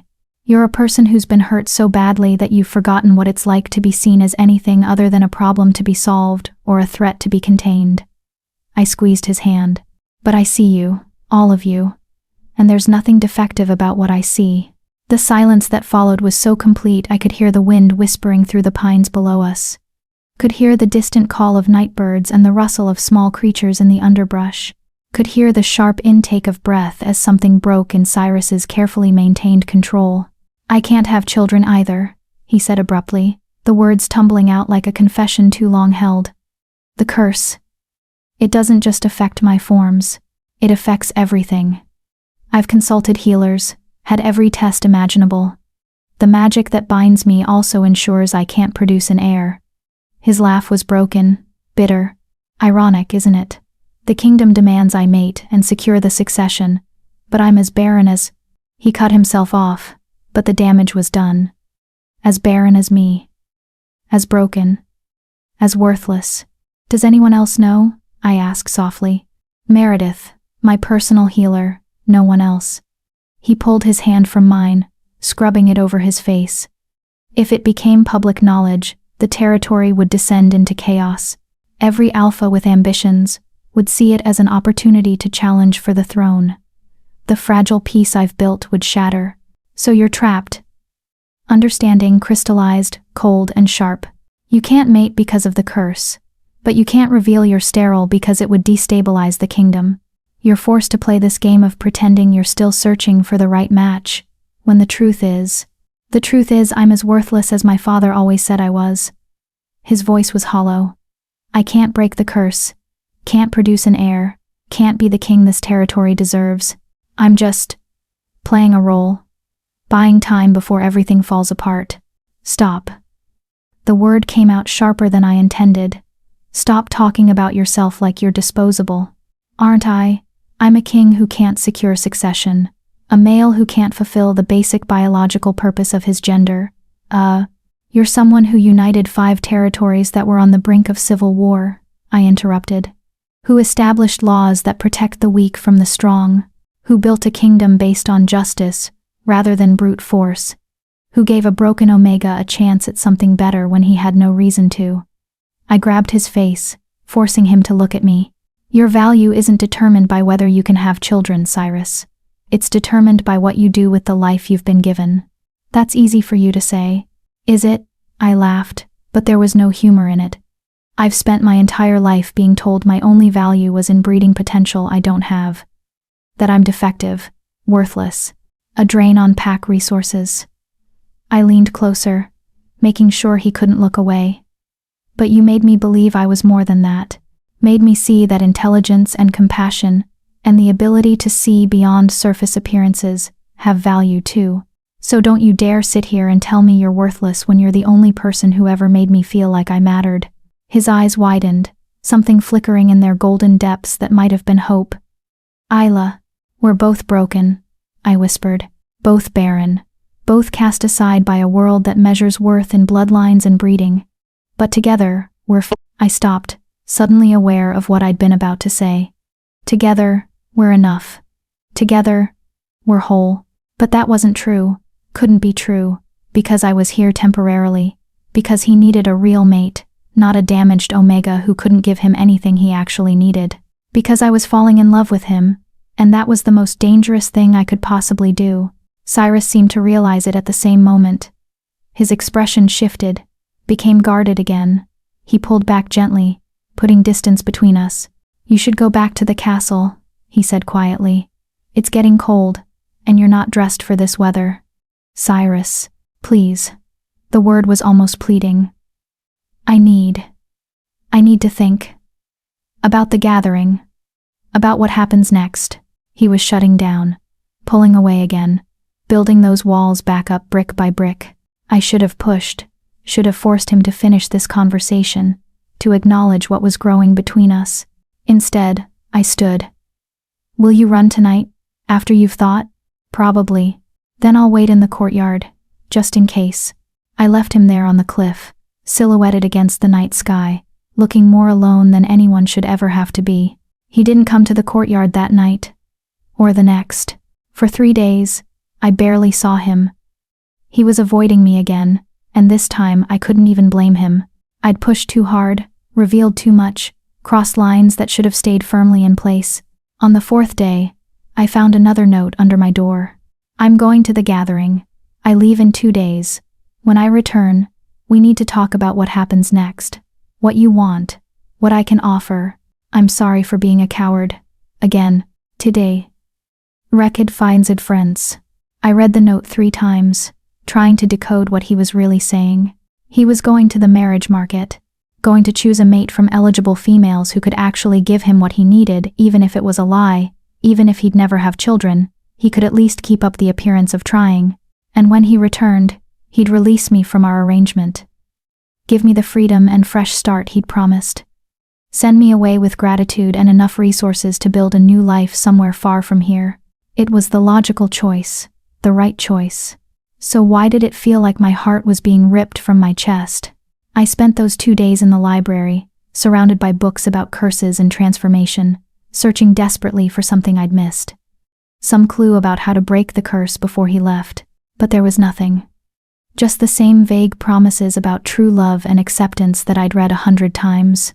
On the morning he was supposed to leave, I watched from my window as he mounted his horse in the courtyard. He was dressed in formal clothing, black and silver, every inch the powerful king, beautiful and distant and completely unreachable. He looked up at my window once, as if sensing my gaze. Our eyes met across the distance, and I saw everything I felt reflected in his face.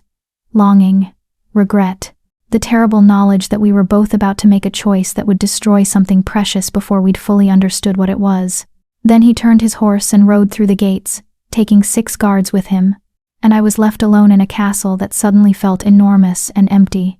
Meredith found me that evening, still standing at the window, watching the road long after he'd disappeared from view. He'll come back, she said gently. He always does. I know. My voice sounded hollow even to my own ears. But when he does, everything will be different. She was quiet for a moment. Then, that girl he rejected you for, your sister, does she have what you and the king both lack? I nodded, not trusting my voice. Then perhaps, Meredith said softly, the 3 of you are more alike than different. Perhaps you and he found each other precisely because you understand a pain that most people can't comprehend. That's not enough to break a curse, isn't it? She moved to stand beside me at the window, Every story about broken curses involves impossible love. Love that shouldn't exist. Love that defies logic and reason. Love that accepts what the world calls unacceptable. She glanced at me. Sounds familiar, doesn't it? It doesn't matter, I whispered. He's gone to find a proper mate. Someone who can give him what he needs. No, child. He's gone to prove to himself that what he needs doesn't exist anywhere else. Meredith's hand touched my shoulder briefly. Sometimes people have to walk away to understand what they're walking away from. She left me alone with those words, and the growing certainty that I'd made a terrible mistake. I should have told him the truth before he left. Should have said the words that were burning in my chest, demanding to be spoken. Should have admitted that somewhere between saving a dying wolf and learning a broken king's name, I'd fallen completely, irrevocably in love with him. All three forms, all three parts. The answer to his question had been forming for weeks, but only now, watching him ride away to choose someone else, did I fully understand it. Yes, Cyrus. You can be loved. You are loved. By me. But the realization had come too late. And now all I could do was wait for him to return with a mate who would take the place I'd never been qualified to fill. Drop a comment if you've ever walked away from something you wanted because you were too afraid it wasn't real. Tell me, should Isla have fought harder? Or was protecting her heart the right choice? Let's talk about it below. Because this story isn't just about them. It's about all of us who've loved the wrong way at the wrong time. Chapter 7. The Year of Hollow Freedom. Cyrus returned from the gathering after 10 days. I heard the commotion in the courtyard, horses, voices, the clatter of armor and weapons being secured.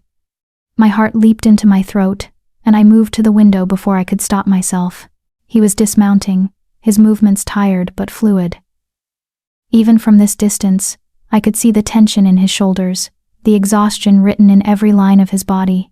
He looked up, as if sensing my gaze, and our eyes met across the courtyard. For a moment, just a heartbeat, his expression was completely unguarded. Raw, with something that might have been relief or longing, or both. Then someone spoke to him, and he turned away, and the moment shattered. I waited all day for him to come to me. Tried to read in the library, but couldn't focus on the words. Paced my chambers until Meredith brought dinner, and gave me a sympathetic look that made everything worse. He's in meetings, child. Territory business that couldn't wait, but he asked me to tell you. She hesitated. He said to tell you he kept his word, that you're free to leave whenever you wish, and he'll provide everything promised. The words landed like stones in my chest. He's releasing me from our arrangement. He's giving you a choice. Meredith corrected gently. There's a difference. After she left, I sat at my window and watched the sun set over the mountains, trying to understand what I was feeling. Relief? Disappointment? Terror at the thought of leaving this place that had somehow become home? All of it. None of it. Everything at once. The knock on my door came just after midnight. I knew it was him before I opened it, could feel his presence like a physical thing, the way I'd learned to over the past months. Cyrus stood in the hallway, still in his formal clothes but rumpled now, like he'd been wearing them for days without rest.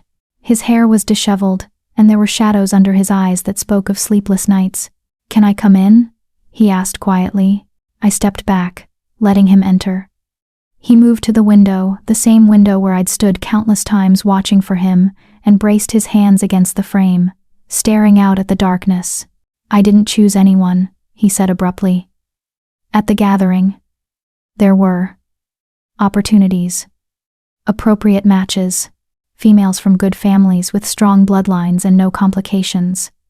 His hands tightened on the window frame. And I couldn't do it, couldn't even pretend to be interested. Hope flared in my chest, dangerous and bright. Why not? Because they weren't you. The words hung in the air between us, impossible to take back. He turned to face me, and the look in his eyes made it hard to breathe. I spent 10 days at that gathering trying to convince myself that any of those females could give me what I need, that I could learn to care for someone appropriate, someone who wouldn't complicate everything. He laughed bitterly. But all I could think about was you. The way you look when you're reading and don't realize I'm watching. The way you argue with me about curses like you're not remotely intimidated. The way you stayed outside that door during the dark moon when you had every reason to run away. Cyrus, Let me finish, please. He took a step closer. I'm offering you a choice, Isla. You can leave. Take the resources I promised and build a new life somewhere far from here. Somewhere safe, where you can be free of curses and complicated kings and all of this. He gestured around the room. Or you can stay. Not as my observer or my problem solver, but as someone I want in my life. In whatever capacity you're willing to give. My heart was pounding so hard I could barely hear my own thoughts. What are you asking? I don't know, he admitted. I can't offer you a mate bond, not until the curse is broken, and maybe not even then. I can't give you children or the security of a traditional relationship. I can't even promise I won't have to marry someone else eventually for political reasons. His voice dropped lower. But I can offer you honesty, partnership, a place at my side for as long as you want it. And, he swallowed hard. And my heart, if you want it, for whatever that's worth. I stared at him, trying to process what he was saying. He was offering me everything and nothing at once. A relationship with no guarantees, no traditional structure, no promise of forever. But he was offering me himself, the man, the wolf, the beast. All three forms, all three parts, exactly as they were.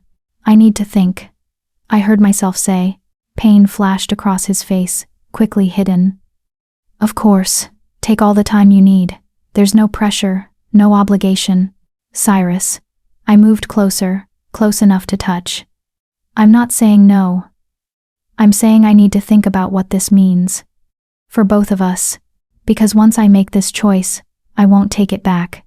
I won't leave just because things get difficult or complicated or scary. Understanding dawned in his eyes. You're protecting me. I'm protecting both of us. I touched his face gently, feeling the rasp of stubble against my palm. You've been hurt enough. You don't need someone who'll stay because they're grateful or obligated. You need someone who chooses you fully, knowing exactly what they're choosing. He leaned into my touch, his eyes closing briefly. And you need to be sure you're not just choosing me because you're lonely, or because I'm the only person who's been kind to you. Yes, we stood like that for a long moment, caught between what we wanted and what we needed to be sure of. Finally, he pulled back gently. How long do you need? I don't know. A few days? A week? Take as long as you need. He moved toward the door, then paused.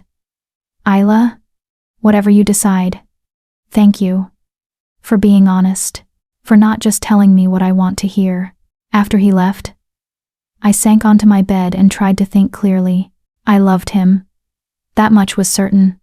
Had loved him for weeks, maybe since that first night when he'd looked at me with wolf's eyes and I'd seen something in him that mirrored my own brokenness. But was love enough? Could we build something real from two broken people who couldn't give each other what the world said relationships required? I spent 3 days wrestling with the question. Reading in the library, walking in the gardens, having long conversations with Meredith that danced around the real issue without ever quite addressing it directly.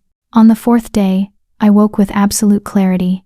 I was walking to Cyrus's chambers to tell him my decision when Meredith intercepted me in the hallway. Her face was pale, stricken. What's wrong? I asked immediately. He's gone. Her voice shook. The king left last night. Took his fastest horse and rode out alone. No guards, no explanation. He left a note for me saying he'd be gone for a while. That he needed distance, perspective. The floor seemed to tilt beneath me. He left? There's more. Meredith's hands twisted in her apron. A messenger arrived this morning from Alpha Garrett. Apparently, after the king left the gathering, he returned privately a few days later. Met with Alpha Garrett and his daughter, Elena. The messenger says.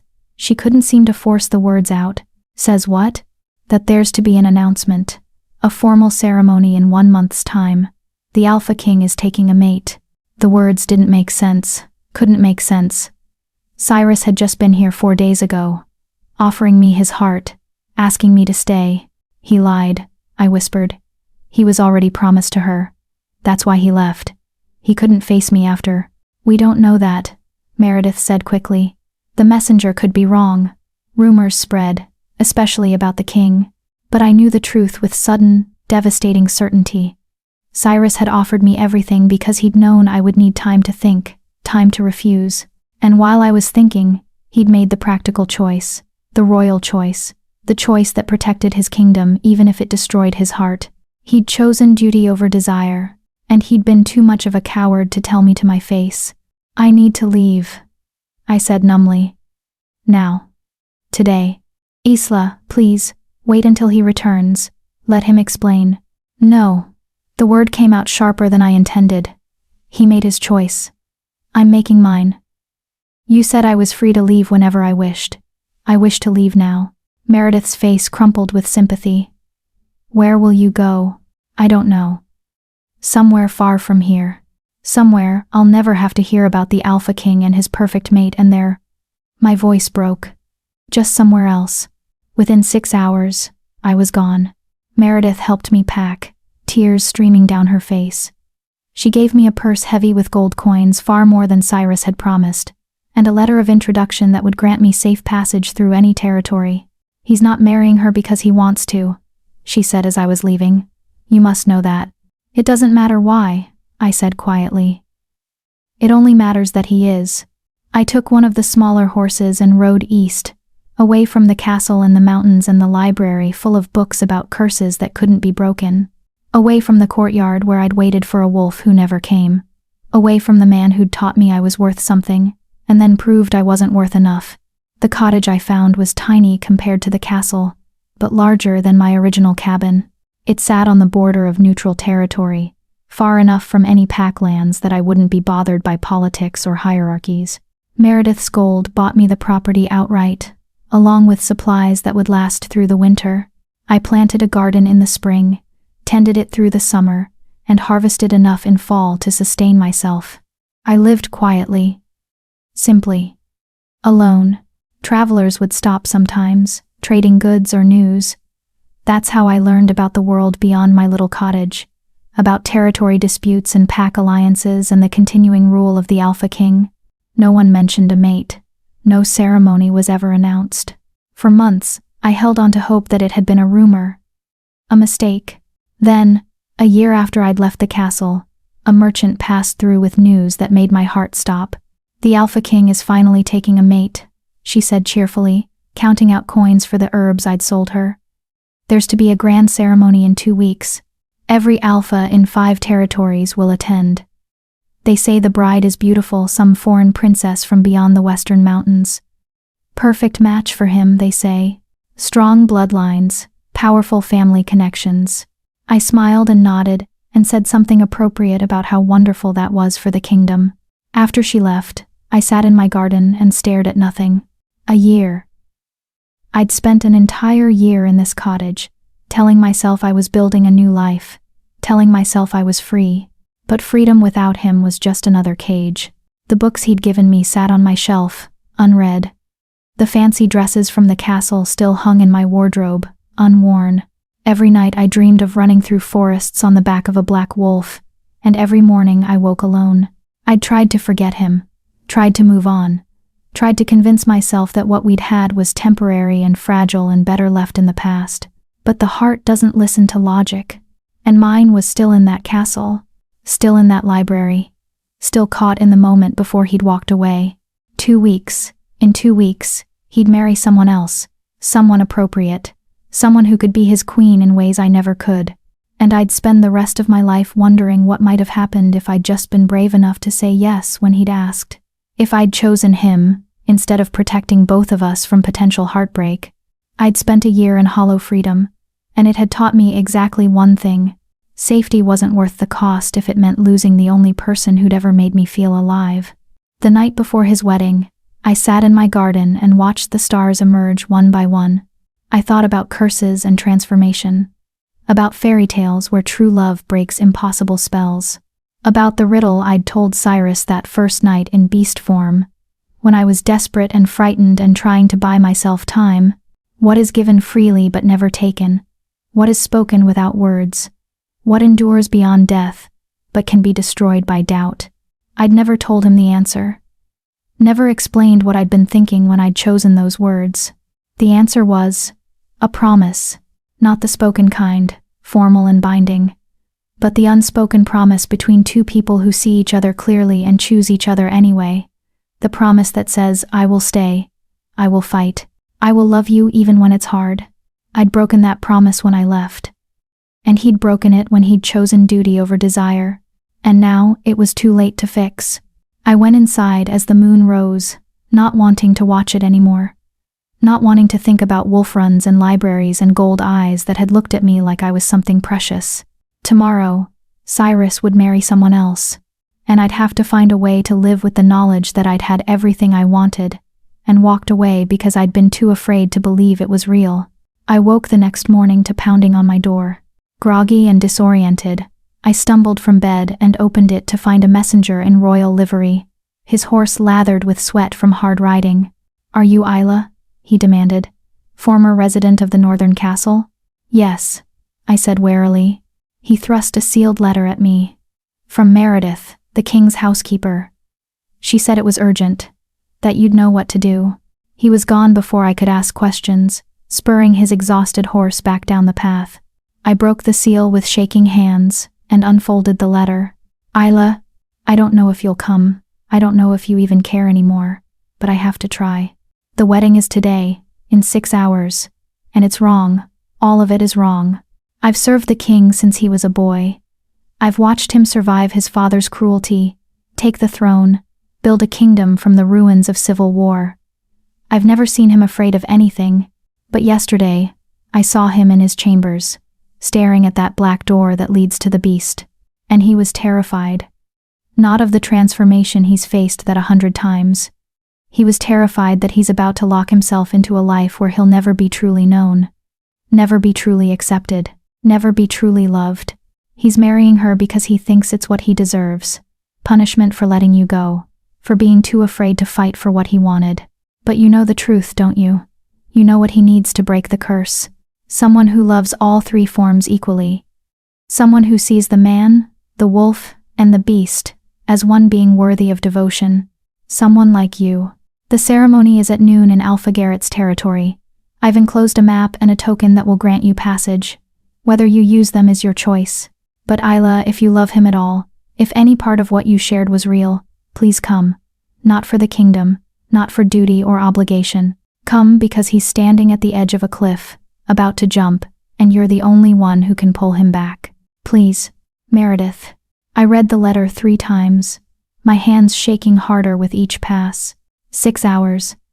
The ceremony was in 6 hours, and I was at least a 4-hour ride from Garrett's territory, even on a fast horse. I'd arrive right in the middle of the wedding. This was insane, reckless.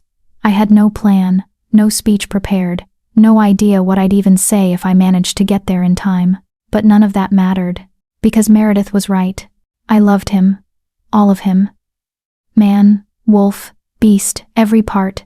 And if I didn't at least try to tell him that, I'd spend the rest of my life wondering if things could have been different. I was dressed and saddled within 10 minutes, the map clutched in one hand and hope burning bright and terrifying in my chest. The Alpha King was about to make the biggest mistake of his life, and I was going to stop him, even if it killed me. Chapter 8. The Wedding and the Truth. I rode harder than I'd ever ridden in my life. The horse Meredith's messenger had brought was built for speed. A sleek gray mare with powerful legs and a heart that seemed as desperate as mine.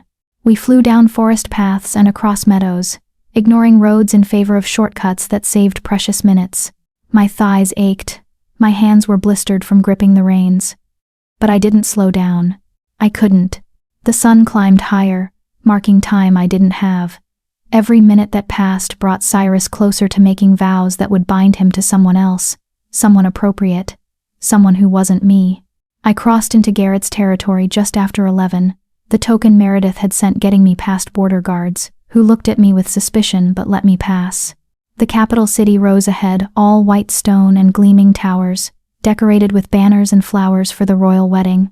Crowds lined the streets. Wolves in their finest clothing, come to witness their king claim a mate. Children waved ribbons. Merchants sold commemorative tokens. Everyone was smiling, celebrating, completely unaware that the groom was making the biggest mistake of his life. I dismounted a block from the main cathedral, my legs nearly buckling when my feet hit the ground. The mare was exhausted, sides heaving, but she'd gotten me here. I pressed my forehead against her neck briefly in gratitude, then pushed through the crowd toward the massive building at the city's heart. Guards stood at every entrance, checking invitations.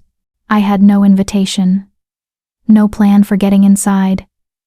Just Meredith's token, and a desperate certainty that I had to reach him before it was too late. I need to get inside. I told the guard at the main entrance, holding up the token. It's urgent. A matter of, no one enters without an invitation, he said flatly. King's orders. Security is tight today. But I have, that's a servant's token, miss. Grants you passage through territories, not into royal ceremonies. His expression wasn't unkind, but it was immovable. You'll have to wait with everyone else. The ceremony will be over in an hour. And then, an hour. I'd be too late. I turned away from the guard, my mind racing. There had to be another way in. A servant's entrance, a back door. Something. The cathedral bells began to ring, deep and resonant. Noon. The ceremony was starting. No, I couldn't be this close and fail. Couldn't let him marry someone else without at least trying to reach him. I ran around the side of the building, looking for any opening. Found a small door unlocked, probably meant for staff, and slipped inside before anyone could stop me. The interior was dim after the bright sunlight, all soaring ceilings and stained glass that painted rainbow patterns across marble floors. I could hear music from the main hall, voices raised in ceremonial song. I ran toward the sound, my footsteps echoing too loudly in the stone corridors. A servant saw me and called out, but I ignored them. Turned a corner, found another hallway, another door, and burst into the main cathedral hall just as the officiant was saying, "If anyone objects to this union, speak now," or every head turned toward me. Hundreds of them. Alphas and betas, and visiting dignitaries, all dressed in their finest, all staring at the disheveled Omega, who'd just crashed the royal wedding. I saw Alpha Garrett on his throne, face purpling with rage. Saw the bride at the altar, a beautiful woman with perfect posture and golden hair, her expression a mixture of shock and indignation, and I saw Cyrus. He stood at the altar in formal black, every inch the powerful king. But his face was a mask, carefully blank, hiding everything, until his eyes met mine. Then the mask shattered. "Isla," he breathed. The word barely audible, but somehow carrying in the sudden silence. "I object," I said, my voice shaking but clear. "I object to this union." The hall erupted in whispers. Garrett surged to his feet. "How dare you? Guards, remove this." "No." Cyrus's voice cut through the chaos like a blade. "Let her speak. Your Majesty." "This is highly irregular." I said, "Let her speak." He stepped away from the altar, away from his bride, his eyes never leaving mine. "What are you doing here, Isla?" Everything I'd planned to say evaporated. All the careful words, the logical arguments, the explanations gone. What came out instead was raw truth. "I love you," I said simply. "All of you. The man who gave me a library and taught me I was worth more than my broken parts. The wolf who carried me through forests and showed me what freedom felt like. The beast you think is a monster but is really just the part of you that refuses to break, no matter how much pain you've endured." Gasps rippled through the crowd. Cyrus went absolutely still. "I know I'm not appropriate," I continued, taking a step forward, then another. "I can't give you heirs, can't strengthen your political alliances, can't be the perfect queen this kingdom expects. But I can love you, completely, without conditions, without fear." I stopped a few feet from the altar, close enough to see the gold flecks in his eyes. "And I think that's what you need to break the curse. Not someone appropriate. Someone real." "You left," he said hoarsely. "A year ago, you left without saying goodbye. Because you did first." The words burst out, angry and hurt and true. "You offered me your heart, and then disappeared before I could tell you I wanted it. I thought you'd lied. Thought you'd chosen her while I was deciding. Thought I left to give you space," he interrupted. "To let you choose freely without me hovering, waiting, hoping." I thought if I disappeared for a few weeks, you could think clearly, make a real decision. His hands clenched at his sides. When I came back and you were gone, I thought I had my answer. Understanding crashed over us both at the same time. We'd each run away, each assuming the other didn't want them, each too afraid to fight for what we actually needed. I'm an idiot, I whispered. So am I. His mouth curved into something that might have been a smile if it wasn't so broken. A year, Isla. I've spent a year trying to convince myself I could do this. Could marry someone appropriate and build a life that made sense even if it meant burying everything I actually wanted. Then don't. I moved closer, close enough to touch. Don't marry her. Don't sacrifice yourself for duty or obligation or what the kingdom expects. Choose what you want. Choose. The cathedral doors burst open with a crash. Armed wolves poured in, at least a dozen of them, wearing the colors of multiple packs. Not guards, attackers. Assassination attempt, someone screamed. Chaos erupted instantly. Guards rushed forward to intercept the attackers. Guests scattered, some shifting to wolf form, others running for exits. Garrett was shouting orders that no one could hear over the din. An arrow flew toward the altar, toward Cyrus. I didn't think. Just moved, threw myself between him and the arrow, feeling the impact hit my shoulder instead of his chest. Pain exploded through me, white-hot and devastating, and I stumbled. Cyrus caught me before I could fall, his face going absolutely white. Isla, no. More arrows, more attackers pressing forward. This was coordinated, planned. They'd been waiting for the ceremony, for the moment when all the kingdom's leaders would be gathered in one vulnerable place. Get her out of here! Cyrus roared at his guards, even as he lowered me carefully to the ground. Get everyone out! No. I grabbed his arm with my good hand, the other hanging useless at my side. Don't you dare try to protect me while you... An attacker broke through the defensive line, lunging toward Cyrus with a blade, and Cyrus transformed, not into the wolf, not into the man, into the beast. The transformation was instantaneous and terrible and magnificent. One moment, a man in formal clothes. The next, the massive scaled creature I'd only seen in the mirror, 7 feet tall with claws like daggers and eyes that glowed molten gold. The attacker froze, terror written across his face. The beast Cyrus roared, and the sound shook the very stones of the cathedral. But he didn't attack. Didn't tear the man apart even though he clearly could have.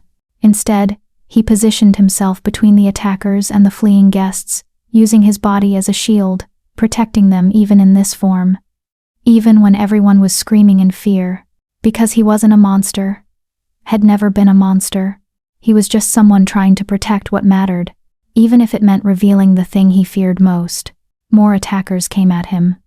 He fought them off with terrifying efficiency, not killing. I realized, but disabling. Throwing them back, removing their weapons, buying time for the guards to organize a proper defense. But there were so many of them. Too many. And I was useless on the ground, arrow still embedded in my shoulder, watching him fight alone. No, not alone. I struggled to my feet, ignoring the screaming pain, grabbed a fallen sword from the floor, too heavy, awkward in my offhand, but it was something. Isla, stay down. Cyrus's voice was distorted in beast form, deeper and rougher, but still his. Not a chance. An attacker came at me from the side. I swung clumsily, more luck than skill, but the blade connected. The man went down, and I felt a savage satisfaction that probably should have concerned me. Back to back with the beast, I fought, badly, ineffectively, but I fought, because he'd stood alone for so long. Had faced his curse and his kingdom and his father's cruelty all by himself, and I'd be damned if I'd let him stand alone now. The guards finally rallied, surrounding us in a protective formation. More reinforcements poured in from outside. The attackers, realizing their attempt had failed, tried to flee. Within minutes, it was over. Bodies littered the cathedral floor, unconscious or wounded, but not dead. Cyrus had made sure of that even in beast form. Even when he could have easily killed them all. The silence that followed was absolute. Everyone stared at the beast, at their king in his cursed form, standing protectively over me with blood on his claws and rage in his golden eyes. This was the moment I'd been afraid of. The moment when everyone would see what he truly was and reject him. Fear him. Call him monster. But then Garrett, Alpha Garrett, who'd been hosting this wedding, who'd been about to ally his daughter with the throne, stepped forward slowly. "Your Majesty," he said carefully. "Are you in control?" The beast Cyrus turned those glowing eyes toward him. For a long moment, he didn't respond. Then, slowly, he nodded. "You can understand me, while in that form?" Another nod. Garrett looked around at the assembled leaders. At the destruction. At me standing with a sword I barely knew how to hold, and an arrow in my shoulder. "Then perhaps," he said slowly, "we've been misunderstanding the nature of your curse." Cyrus shifted back to human form in a rush. Naked now, the transformation had destroyed his formal clothes, but he didn't seem to care. He caught me, as my legs finally gave out, lowering us both to the ground carefully. "The arrow," he said urgently. "We need to." "I'm fine. It was a lie and we both knew it. You're not marrying her." Despite everything, the pain, the chaos, the audience of hundreds watching us, he laughed. Actually laughed. "No, I'm not." Good. The world was starting to blur around the edges, because I have things to say, about curses, about love, about Isla. His hand cupped my face, gentle despite the claws that had been there moments ago. "You broke the curse." I blinked at him, confused. "What?" "The beast. I was in control the entire time. Conscious. Thinking clearly. Fighting to protect instead of destroy." His eyes were bright with tears or wonder or both. "That's never happened before. Never. But you were here, and I couldn't. I couldn't let anything happen to you." And the beast agreed. We agreed. Man, wolf, beast, all three of us wanted the same thing. To protect me. To keep you safe. He pressed his forehead against mine. "You were right. The curse wasn't about the forms. It was about accepting them. All of them. And you made me believe that was possible. That I wasn't a monster just because I had monstrous strength." Around us, I could hear people talking. Whispering. Processing what they'd just witnessed. "Your Majesty," Meredith's voice, breaking through the fog. "We need to get her to a healer. That arrow." "I know." But Cyrus didn't move. Just held me like he was afraid I'd disappear if he let go. "Why did you do that? Throw yourself in front of an arrow for me?" "Because I love you, you idiot." The words came out slurred, exhaustion and blood loss catching up to me. "All three forms, completely, without question. Thought that was obvious when I crashed your wedding." He laughed again, the sound broken and beautiful. "Say it again." "I love you." "Again." "I love you, Cyrus. Man, wolf, beast. All of it. All of you." Something shifted in the air around us.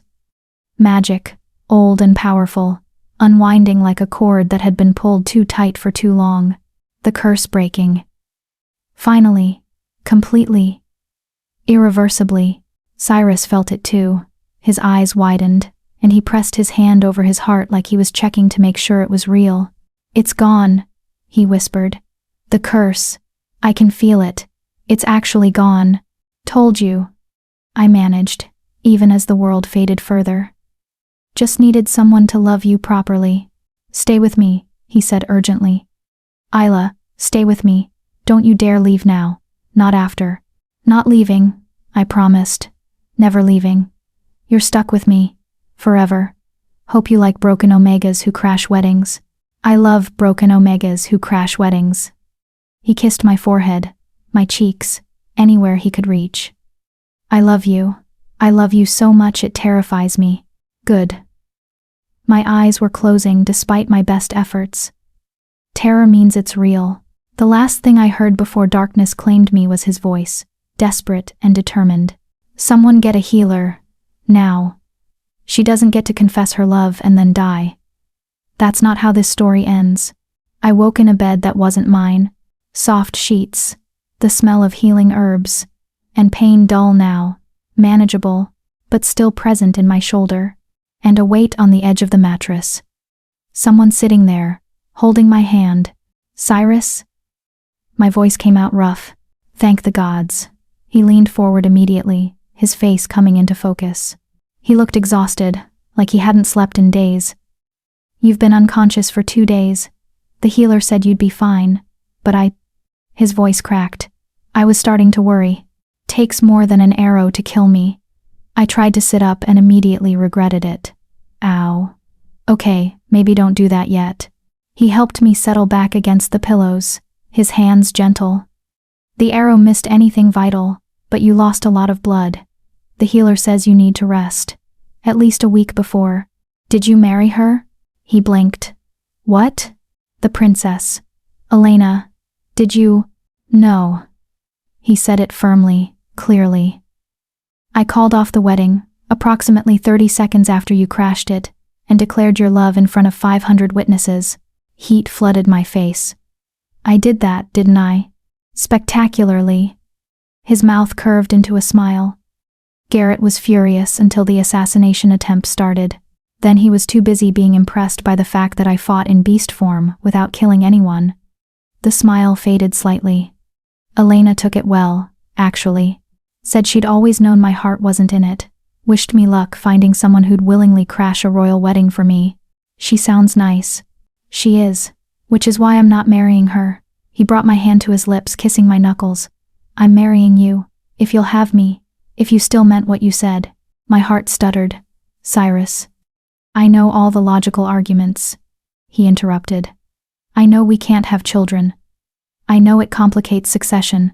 I know every alpha in 5 territories will have opinions about their king mating a non-shifter omega. He met my eyes steadily. I don't care. I've spent 8 years living according to what was logical and appropriate and expected, and it nearly destroyed me. So I'm done with that. I'm choosing what I want, and what I want is you. Tears blurred my vision. I can't give you heirs. Neither can I, remember? We're equally broken in that regard. His thumb brushed across my knuckles. But we can build something else. A different kind of legacy, one based on how we rule, not who we produce. On the changes we make, the lives we protect, the kingdom we build together. People will talk. Let them. He leaned closer. Isla, you threw yourself in front of an arrow for me. You crashed my wedding. You loved me even when I was convinced I was unlovable. You saw all 3 of my forms and didn't run away. His voice dropped lower. I don't need heirs. I don't need political alliances. I need you. Exactly as you are. Broken parts and all. That's the worst proposal I've ever heard, I said through tears. Is it? He smiled. Then let me try again. He slid off the bed and knelt beside it, still holding my hand. Isla, you're infuriating and brilliant and brave to the point of recklessness. You argue with me about curses, you read my books without permission, and you have absolutely no sense of self-preservation. You're everything I never knew I needed, and everything I was afraid to want. His gold eyes held mine. Will you marry me? Will you be my mate, my partner, my queen? Will you help me rule this kingdom and drive me absolutely insane for the rest of our lives? I was crying openly now, but I was also laughing. That's not much better. I'm new at this. Give me time to improve. His expression turned serious. Is that a yes? Yes. The word came out clear and certain. Yes, I'll marry you. I'll be your mate. I'll help you rule and argue with you and love you until the day I die. He surged up, kissing me with a desperation that spoke of all the fear and hope and relief he'd been holding back. I kissed him back, ignoring the protest from my injured shoulder, pouring everything I felt into the contact. When we finally broke apart, both breathing hard, he rested his forehead against mine. The riddle, he said softly. The one you asked that first night. I figured out the answer. Did you? A promise. His hand cupped my face. What is given freely but never taken? What is spoken without words? What endures beyond death but can be destroyed by doubt? A promise. The unspoken kind that 2 people make when they choose each other despite everything. You understood all along, I whispered. Not all along, but eventually. He kissed me again, softer this time. I promise, Isla. I will choose you every day. I will love you in all your forms even though you only have one. I will build a life with you that's based on what we are, not what we can't be. I promise to, I said against his lips. To stay, to fight, to love you even when it's hard. Especially when it's hard. Even when I'm in beast form? Especially then. Someone needs to make sure you don't destroy all the furniture. He laughed, and the sound was so full of joy and relief that my heart felt like it might burst. We stayed like that for a long time, holding each other, making promises we'd spend the rest of our lives keeping. Eventually, there would be logistics to work out, a kingdom to convince, political challenges to navigate, all the complicated reality of two broken people trying to build something whole. But in that moment, none of it mattered. Because I'd crashed a wedding, taken an arrow, and told a cursed king that he was worth loving, and he'd believed me, and that was where the real magic lived. Epilogue. 3 months later. The coronation was smaller than traditional ceremonies. Only the 5 territory alphas and their immediate councils. Cyrus had insisted on it. Said he didn't need pomp and spectacle. Just the people who mattered, bearing witness to a promise he'd never thought he'd make. I stood beside him in a dress the color of deep forest green, not white, because neither of us had any illusions about traditional purity. My shoulder had healed completely, leaving only a thin scar that Cyrus traced sometimes when he thought I was asleep. The officiant, a different one this time, since the last ceremony had ended in attempted assassination, spoke the traditional words about bonds and partnership and the responsibilities of rule. But when it came time for our vows, Cyrus abandoned the script entirely. I promise, he said, his voice carrying in the small hall, to let you argue with me about curses, to run with you through forests even when it's inconvenient, to give you unlimited access to my library and only moderately complain when you reorganize it. His mouth curved into a smile. And to love you completely, in all your forms, even though you only have one for as long as we both live. There wasn't a dry eye in the room. My turn. I looked up at him, this man who'd been a dying wolf, a broken king, a cursed beast, and felt my own eyes burn with tears. I promise, I said, my voice shaking only slightly. To see you, all of you. Man, wolf, beast. To remind you that strength and gentleness aren't opposites. To crash as many ceremonies as necessary, if you ever forget your worth. I squeezed his hands. And to love you recklessly, completely, without reservation, for the rest of my life. He kissed me before the officiant could finish the ceremony, and I kissed him back, not caring about protocol or propriety or what anyone thought. We'd spent too long caring about what we should do instead of what we wanted. Never again. When we finally broke apart, the small gathering applauded. Even Garrett, who'd had every right to be furious about the ruined wedding, was smiling. To the Alpha King and his queen, he called out, raising a glass. May their rule be long, and their arguments legendary. To Cyrus and Isla. The others echoed. We celebrated late into the night. But eventually, Cyrus caught my hand and pulled me away from the gathering, leading me through corridors I now knew as well as my old cabin's single room, to the library. Our library. It was dark except for the enchanted globes, which had dimmed to a soft glow.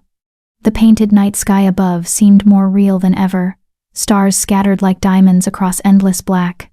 I have something for you, Cyrus said, pulling a small book from his pocket. I took it, running my fingers over the leather cover. It was blank, no title, no author. Just potential waiting to be filled. I thought you could write your own story, he explained. Not the fairy tales you used to tell yourself in that cabin, but the real one. About a girl who saved a wolf and ended up saving a king. About 2 broken people who built something whole. I corrected softly. That too. He pulled me close, his arms wrapping around me. Thank you, Isla, for crashing my wedding. For loving me when I was convinced I was unlovable. For seeing past the curse to the person underneath. Thank you for giving me a library, I said against his chest. And for teaching me that being broken doesn't make me worthless. We stood there in the darkness, holding each other, 2 people who'd been taught they were insufficient and had proven the world wrong. Outside, in the courtyard, I could hear the celebration continuing. Music and laughter and joy. But in here, in our library, There was just us. Just quiet and possibility and the profound certainty that we'd found something rare and precious. Not a fairy tale ending where everything was perfect, but something better, something real. And as Cyrus shifted to wolf form and I climbed onto his back, ready for another run through moonlit forests, I thought about all the stories I'd told myself over the years, about princes and princesses and happily ever after. Those stories had been beautiful lies, but this was true, and truth, I'd learned, was worth more than all the fairy tales in the world.